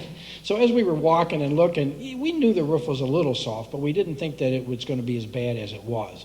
Once we got the gravel off of it and started looking at taking it apart, the roofing company called me and said, you know, Scott, we cut a patch out here, and we've got to get that insulation. It's too weak. It's been wet too long, and we've got to get that back in to build it up so that we can get the proper pitch to get the water off the roof. So those were the incidents that happened. They were really unforeseen, and I apologize for that. But there's no way you could have known that. But you know, I don't want to speak for Bob, but Bob's main concern was, okay, stuff happens. You're in the middle of rehabilitation and you stumble upon something you didn't anticipate. Now it needs to be fixed. How do we ascertain that the price quote from those folks is well within reason or not? Or whether they have us over a barrel and say, you know, we're just going to kind of gouge you here a little bit. Yes, they do not have us over a barrel. That is to be sure. As I had responded back to Bob, at the time that this happened, they called me. I went out and reviewed it. I looked at it. The roofing company and myself pretty much determined the scope of work that had to be done in order to get the work done properly. They were low bid on the roofing, which at that particular time, their hourly rate, everything has already been predetermined, so that doesn't change during this process. And then, to be honest with you, you're relying on my knowledge and my understanding of what's happening and what a fair and good price for that is. So, in my opinion, and through my 14 years of doing this, we're not being gouged. We're being treated very fairly. The roofing company, Sullivan Roofing, is a good company. They want to come into the district as our provider. They want to replace the current person that we have, and they're working very hard and very diligently to do that. You know, when you look at a company like that, the true option is, you know, they could have just covered it up, done the bid, and walk away with it. But they didn't do that. They called me. We came out. We looked. We explored options, and we're going to do it right. And it's my feeling that the pricing that we're getting from them is fair based upon my experience. Now, we could have shut the project down, left the roofs alone, gone back out to bid, and finished this project next year because we wouldn't have time to do it. That probably would not have been a good alternative. So it was a little bit of a timing issue, but you're relying on my expertise for that. That's the best answer I can give you. And Scott, will this new finding of diseased wood or rotted wood, is that going to adversely affect the timeline? No, the projects will be done by the end of this week. Just to clarify, the labor charge is the same for the extra work as it is for the previous work? That is correct. Okay, good. Thanks for the explanation. Update go ahead. can I ask for an update on the carpenter finding with the consultant? You sure can. I think that was coming up Oh, isn't it? in items of, It's the other at the end, yeah, Other? A8. Oh, okay. I didn't see it. All right. yeah, we're talking about consent I'm items. sure I'll be right He's back. getting his Okay. exercise. Yeah. All right, so thanks for the update on that roofing business. So since consent agenda is an action item, I'd like to take somebody to make a motion. I move that the Board of Education of Community Consolidated School District 64, Park Ridge, Niles, Illinois, approve the consent agenda of August 11, 2014, which includes the personnel report, bills July 28, 2014, bills, payroll, and benefits August 11, 2014, intergovernmental agreement between the Governing Board of Niles Township District for Special Education 807 and the Board of Education of Park Ridge, Niles, Community School District 64 for the provision of certain special education services, approval of roofing change orders, and acceptance of donations. Second, Second. Dan Collins. Starting with Dan. Aye. Aye. Aye. Yes. Aye. Aye. Great. Moving on to minutes. We've all had an opportunity to read these. Any advised corrections? And no advised corrections. How about a motion to approve the minutes? I move that the Board of Education of Community Consolidated School District 64, Park Ridge, Niles, Illinois, approve the minutes from the closed session meetings on July 12th and July 7th, 2014, and special board meetings on July 11th and July 7th, 2014. Thank you. Second? Second. And this time we'll start with John. Aye. Aye. Yes. Present? Aye. Aye.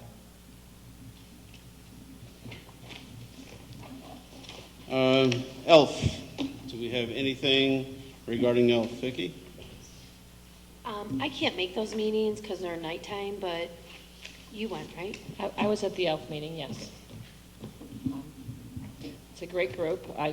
So what did we talk about? We talked about the casino night, which I put in your one of my memos at Cafe Le Cave. It's in January. It seems like an amazing event. We were brainstorming different ways in which to raise money and a variety of different raffles and how we're going to solicit donations to further the event. ELF will be, as you know, talking at the Institute Day, so we talked a little bit about that. They're going to provide goodie bags for the staff, so they talked about putting the goodie bags together and just how their main mission is they're a group of people that raise money and give it away. That was what a great motto to live by. So really they were just talking about their calendar for the year. Their big focus though is already getting ready for the casino night. I'll be present on that. I'm going to drag MJ in, and there's a couple great teachers on board as well. So hope everybody can come to casino night. Sounds like fun. It's where I got married, so I'm excited. Mm-hmm. It's a fun one. At our casino? At Cafe Le Cave. At your casino night, yes. So I'm excited. That is all I have to report. I will just be more prepared next time with actual minutes to prepare for our next ELF meeting. Okay, why don't you swing right into other items then? Okay. Let's see. Upcoming agendas. Do you have that in your book? Mm-hmm. Tony and I need to sit and chat with this. We have certainly some other things on the agenda that we can talk about, but we're going to do our preliminary enrollment report, the Farnsworth report. We're much anticipating that report, so we will probably spend a significant amount of time talking and reviewing that document. I don't know if superintendent evaluation needs to stay on now or if we can move that off because we're going to have Barb Tony coming in September. I think we can move that off. Okay. Evaluation documents. Mr. Martin has been working on with the different groups, secretarials, as well as Mr. Mackel with the secretaries and the custodial maintenance crew. They will be able to give you an overview of the document and changes. So that is scheduled for August 25th. Consent agenda is typical. Approval of minutes, the board liaison report, and then I'll continue to add to my discussion and items of information as we move towards the 25th. But we'll talk about the MOI for the senior tax exchange, the Department of Student Learning focus areas. We'll go over, we have a traffic as well as crisis meetings scheduled at 2 o'clock and 3 o'clock tomorrow. So I'll give you updates on what came about during those meetings. I will give you an Institute Day as well as Opening Day's overview. We'll have Scott come back up to keep informing you on where we are with construction. And then we are going to take our group picture for the website, so wear your Sunday best, and we're going to get that photo taken, right? Where did that? Do it early. Who's What's going to be that? on? Bob? I'm not Okay, so then Well, at some we're gonna point, move that. it might be the Christmas picture, but yeah, we'll get it done at some Okay, point. so Could the I'll- kids just draw us? I will Nicer, remove that. actually. Okay, and I Okay. think that's it for the agenda. There's a Few couple other of items. things, Yeah, there's the Right. FOIA. Oh, no, that was just the upcoming agenda. Oh, I've got a okay. bunch of other things to chat with you about. Great. So it was a light couple of weeks with FOIA. We just had one gentleman make a FOIA request. We didn't have any MOIs or minutes of board committees to report. We do want to talk a little bit about summer school traffic safety. As you recall, we had a student whose bike was hit as he was coming from Going south? Looks like south, coming to the Emerson area towards the Lincoln area on Toohey and Western. His bike was hit by a driver who merely slowed down to say, "Are you fine?" and then continued to drive away. Thankfully, another District 64 parent was at the same stop sign and stopped, took the license plate down, checked on the kid, and then went straight to the police station. I went over to the school and talked with the nurse, talked with the child's mother, and really insisted that the paramedics come. We did call the district nurse that's on call. She did evaluate him and said he seemed fine, didn't lose consciousness, didn't hit his head. No, my strong recommendation always is err on the side of caution and get the kid checked out of the hospital. We waited probably 2 hours at the school for the child's parent to come before they went to the hospital. They did wind up transporting the child themselves. We did put in a FOIA request for the official police report. We have yet to receive it, but I did speak to the paramedics as well as the police that came to meet me at Lincoln, and they were going to follow up with the driver. I had heard through the grapevine that a ticket was issued, so I will add to the August 25th agenda to share information found within the police report once we receive it. I just renewed my license, and reading through the manual, you cannot leave the scene if there is an injury or an accident. Especially when it's a kid. Well, that goes beyond saying. Just. But the issue of this is during regular school hours of normal school year, August until June, it's a non-issue because folks who live north of Toohey go to Emerson. Folks who live south of Toohey go to Lincoln. Nobody's crossing Toohey. In the summer school, however, Emerson is closed. All the students have to, therefore, go to Lincoln. So my question is to Dr. Heinz and Scott, for those folks who must cross Toohey, they cross at Western, there is a traffic light there, what provisions are set up if there is a crossing guard available? Was that crossing guard there at the time that the child was injured, or was he outside school hours, or what was the scenario? So Dr. Hitton's in charge of the crossing guards during summer school because she oversees summer school, but our understanding is that we do have a crossing guard there during summer school. This young man was coming during second session, which put him at that intersection at around 10:15 as he was heading towards the latter part of the summer school session. There was a crossing guard that should have been there, but the police made no mention, nor did the young man who was injured make any mention that there was a crossing guard there. So we will follow up with, we kind of powwowed on it, we have to follow up with the police, but my understanding when the officer came to the scene, visited the scene and then came to the school, no crossing guard was there for him to question.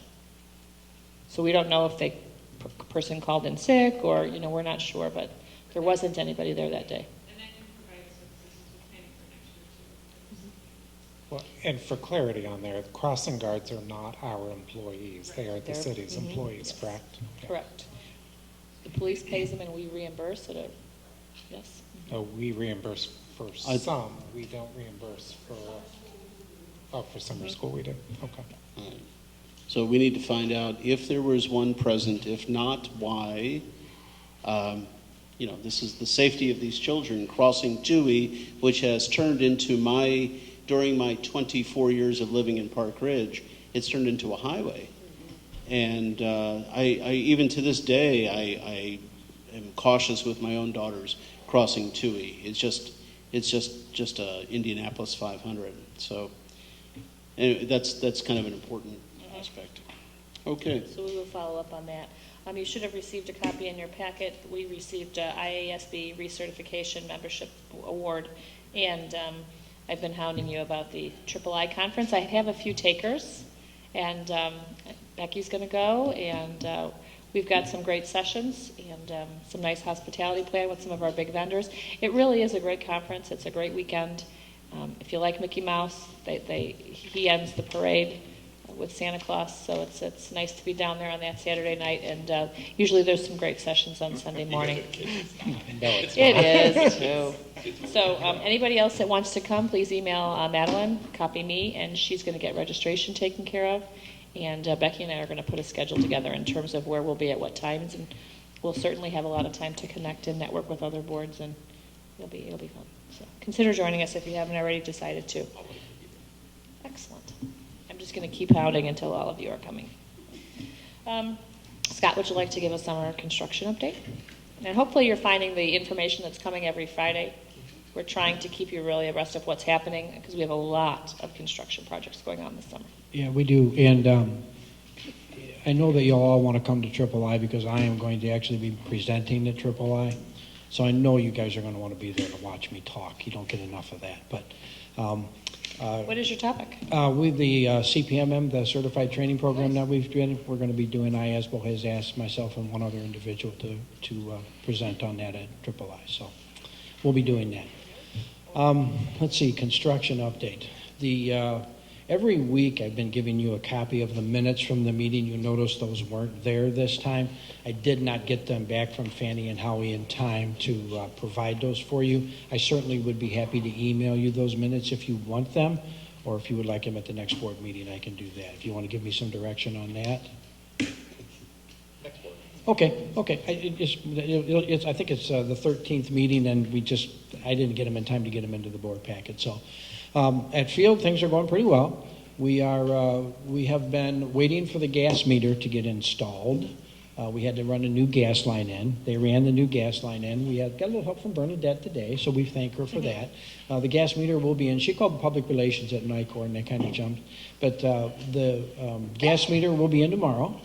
That is the second to final thing that we need to do to start the testing and the startup of the system. So then we are on Thursday. We are waiting for a louver that will come in that'll hook up and allow us to bring fresh air in for the air handling system. We can do that now, but we just don't have the louver. So the louver will come in on the 14th. That'll be put in. Once the gas meter gets in, the contractor has about 10 foot of gas line to run in order to hook up to the boilers. Everything is done. We're just waiting for the gas and the louver to come in. Then at that point, system gets started up and starts to work. So that part is being done. I was over there today. I hadn't been over there. I'm surprised at how far they are. Ceilings are in. Custodial staff has just about got the building clean, so we're keeping up with that. We are working a few hours to do that, but we're keeping up with that. The building looks very good right now. So that's a great part. I had mentioned in there that we're going to do some grinding and resurfacing of the parking and play area. That was go ahead. Regarding that one issue, is there any lines or pipes or anything underneath that area that you're going to be grinding over? We certainly hope not. Yeah. No, there's not. We're only going down 2 inches. Okay. We're only grinding. There's more than that there? Yeah, we did core samples on it. There is more than that there in the parking kidding? lot. Yeah, Wow. yeah. One section has 1.5 inches, but the rest of them have about 3.5 to 4 inches in the parking lot, a little heavier. So. And that leads me to the second question: is with the application of if you grind it down and you're going to pour new asphalt, is there going to be any consideration of stormwater? Because I know those pipes come down and they go right onto the asphalt there. Are they going to run underground pipes to get it out there, or still put it on top of the asphalt? Because that's what causes the heaving and the cracking. That is what causes it, and in order for us to be able to grind this, and resurface it, we had to leave all of the storm drainage alone. Had we got into that, we would have been into the underground and into the major project. So there was some very serious concerns, especially on the play area. There were some pretty good gaps and trip hazards and things like that. So, we felt that this was an opportunity for us to just grind that 2 inches off, get a level, solid surface on there. Life expectancy of that surface is going to be 5 to 6 years. It's not a permanent fix, but it certainly is, from a safety standpoint, a great thing to do. So that will take place at no additional cost to the contract. So that's a really good thing. The parking lot is actually ground now. They'll start putting the asphalt on there tomorrow. And then the play area will be done the next week, the week of the 18th. As we were coring underneath with the gas line, we hit an old house foundation, so we had to dig part of the parking lot up to get the house. It's always a move. But anyway, we're doing pretty good with that. The rest of the projects that you see on there, obviously, and you're aware of the roofing issues. The concrete replacement at the buildings, that'll be done by the end of the week. I met with the contractor today. The flooring at Franklin is done. If you get an opportunity to stop over in Franklin and look at it, it's awesome. These students are going to think they're in their dining room. It's a beautiful flooring. It's similar to what we have in the gym here, but darker and more of a natural look. So it's very, very nice. We're very happy with that. So some of the staff have been in and enjoying that very much. So the rest of the projects are going along smooth. Every year I have to get up here and thank my guys. And special thanks to John Ember and the people at Field. They've done a phenomenal job. My staff has done a phenomenal job to have the buildings ready. If we move on to the Farnsworth report, now, does anybody have any questions on any other part of the construction? No. Okay. May I move to the Farnsworth report? Please. Okay. I have been working with Farnsworth, meeting with Farnsworth. Chad Grindle, their individual, I've been meeting with him every week, and we've been talking and discussing a lot of items. He'll have the report to us on the 15th of August. We were hoping to get it today, but it's just not going to be done. So he'll have it to us on the 15th of August. Becky, Lori, and Dr. Hines and I will be doing some very serious reading this weekend. And then Chad Grindle from Farnsworth, the project manager for the report, will be in District 1 o'clock on Monday, and we will review that report and then prepare its presentation to you on the 25th. So I don't really have anything to report on the report itself, because I haven't really seen it. I've worked with it. I know some of the things that are in there, but I don't want to bring those up. I want us to present that report to you in its entirety. And Scott, what has been happening at Field? Has Farnsworth been also looking over the shoulder of everybody at Field? Mm-hmm. Yes. Farnsworth has been part of 2 construction meetings at Field, and just confirmed some things with Chad Friday. And they will start the functional testing in the start after Labor Day. At Field? Yeah, at Field. Yeah. Yep. And now, are they actually able to test the heating system this early in the year? Yeah, at Carpenter, we turned the heat on too. So yeah, absolutely. The system will be checked from top to bottom all the way through. Actually, the way that the contract reads is they check 10% of the system, and if there's any probabilities or any problems in there, then they go to another larger percentage. But originally, they'll check 10% of the system to make sure that it's functioning properly. But yes, boiler startup will happen. Gas meters going in tomorrow. Boiler startup will probably start on Wednesday. And then, so what we need to do is the contractor has to do the startup on the boilers and the air handlers and the VAV systems. Once he gets them started and gives that report information to Farnsworth, then Farnsworth reviews that, comes out and tests to make sure it's accurate in doing what it's doing. So that's their functional testing piece. And we'll start that after September. Scott, do you plan on, I know that you'll see the report Monday. It's probably a short time frame. In addition to summarizing the report for us and presenting it, do you anticipate administration having a rough draft of a recommended plan of action based upon that report at that time, or do you think that's going to take additional time? Not seeing the report, it's hard to say. Okay. My goal would be at that point, and Lori, if I'm out of line, say so, but my goal would be for us to review that report, bring the findings to you as a board, and see where we want to go with that. We obviously know that there's going to be things that are going to have to be done to bring that system back up. As we've gone through this summer and have looked at some of the things that needed to be done, and equated those to some of the past problems that we've had with Carpenter. We've addressed some of those things. It didn't make any sense to address those without the Farnsworth recommendation on that particular piece, which we've done that throughout the course. But without giving away any secrets, we've just told them, if you're going to do that piece, we need to do it this way. So that's already been done. But I guess it's up to you, Scott, and then it's up to the board. If you guys want us to give you some type of a recommendation, are you asking for a recommendation on procedures moving forward, holding people? I don't know what you're asking for. I was thinking more along the lines of there's a lot of things that need to be fixed, right? And school's going to start, and those same teachers who were upset in the spring are going to be upset in the fall when it doesn't work, and they say that's great if you've got a really expensive piece of paper, but my students are still not comfortable in learning, and I have to move them around 10 times. My question was, do you guys anticipate that with this report, we can, we as a board could be ready to even say, look, we can take care of these 3 things and 90% of your problems should go away. I didn't know how fast we can see resolution. I realize you can only move as fast as far as, I get that. I just didn't know in your conversations if you had any feeling as towards how fast we might be able to help these people out of Carpenter. Yeah, the plan would be, from that standpoint, the plan would be, once we reviewed it and had the meeting with Farnsworth on the 18th, would be to probably sit down with Fannie and Howie and the contractor and get started on that right away. Okay. Yeah, first shift, second shift, kind of around the clock to get that punch list that we're anticipating is going to be, an outgrowth of the plan to get it going. What we don't want to have happen is just what you described. There's a lot of high level of frustration at Carpenter, and we don't want them to start the year feeling that way. We want them to feel as though their voices were heard, the problem was corrected this summer, and their building is in tip-top shape and ready to run. Along those same lines, we're monitoring projects at the other schools because we know that teachers talk, and we don't want to have any similar problems with any of the other projects. So, Scott's paying particularly close attention to these timelines and what's being done and what's not being done, and we're applying pretty steady pressure where we need to make sure that we're up and running and all these projects are done to the right degree. Yeah, I mean, just as you think about the question of should you have a recommendation, my thought would be yes, because, when I look at that report, my first question is going to be, well, this is nice, what do you plan to do about it? Right. Mm-hmm. So, that's going to have to come initially from you guys and not from the 7 of us.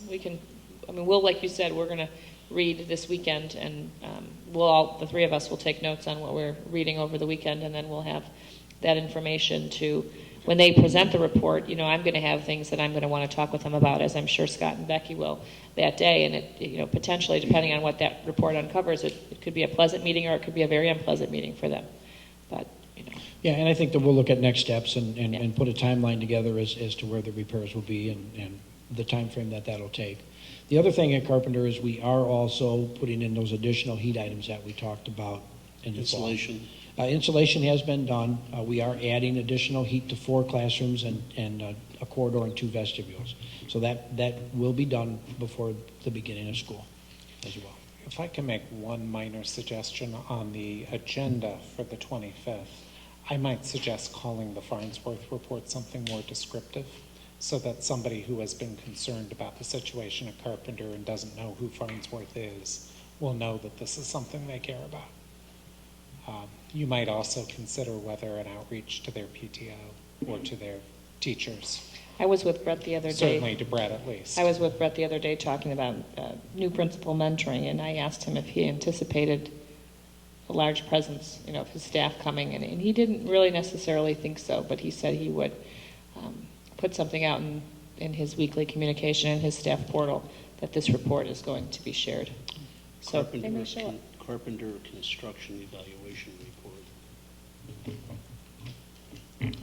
Report. I also did want to let you know that on the 25th, Chad Grindle from Farnsworth will be presenting that report to you. Good. Okay. Scott, break-in at Field? We did. There's 2, break-in Field and Washington, if you wouldn't mind doing both, the Vandal, Yeah, we did. We actually didn't have a break-in at Washington, but let me go to Field. And I think that was in your board update, if I'm not mistaken. Yeah.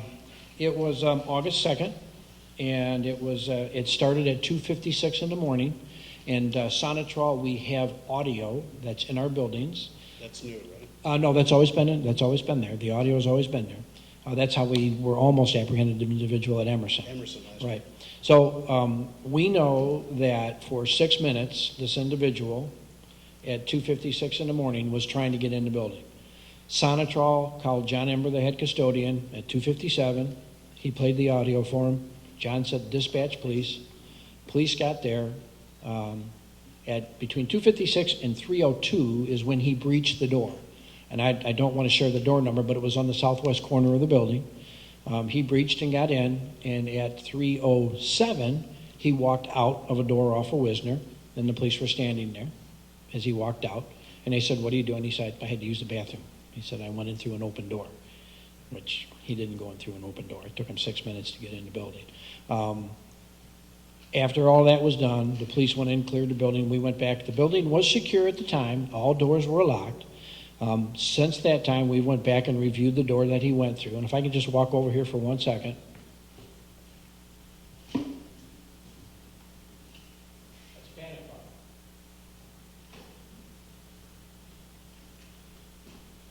So he tugged and pulled on that door for 6 minutes until he got that panic bar loose enough that it no longer held the latch no longer held under severe pressure. But so when we went back to check it, it had latched and it was fine.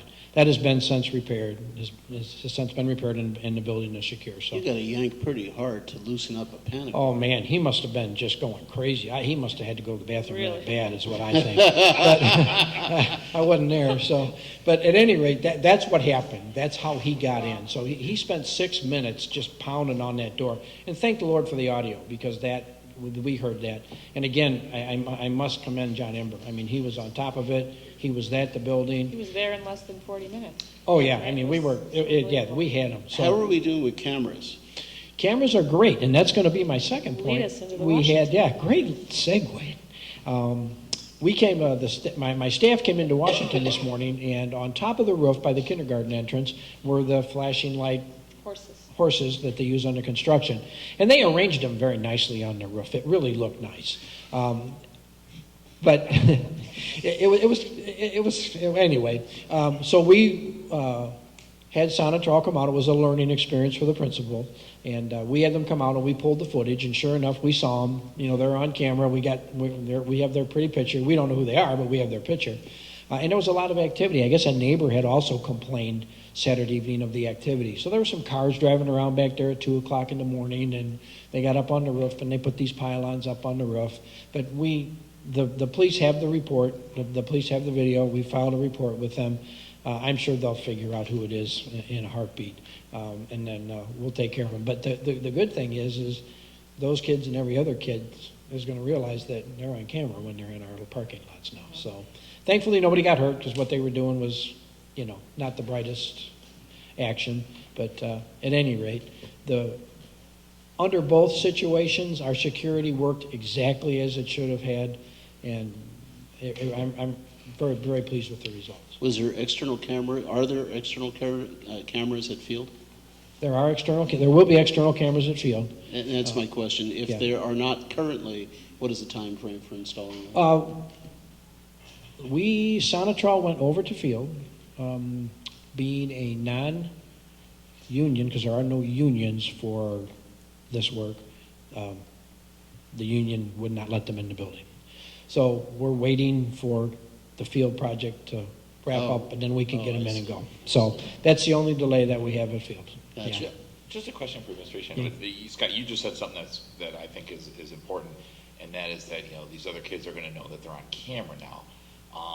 To ensure that these other kids know that they're on camera now, should we have some sort of press release, or should we talk to reporters we know to try to get that out there? Because I would love for kids to read in the paper on Thursday, this is what happened, and you know what I mean? I'd like to get this out so that the kids, it's great that the first one is a prank where horses are lined up, and thank God it doesn't cost us anything, it's no problem.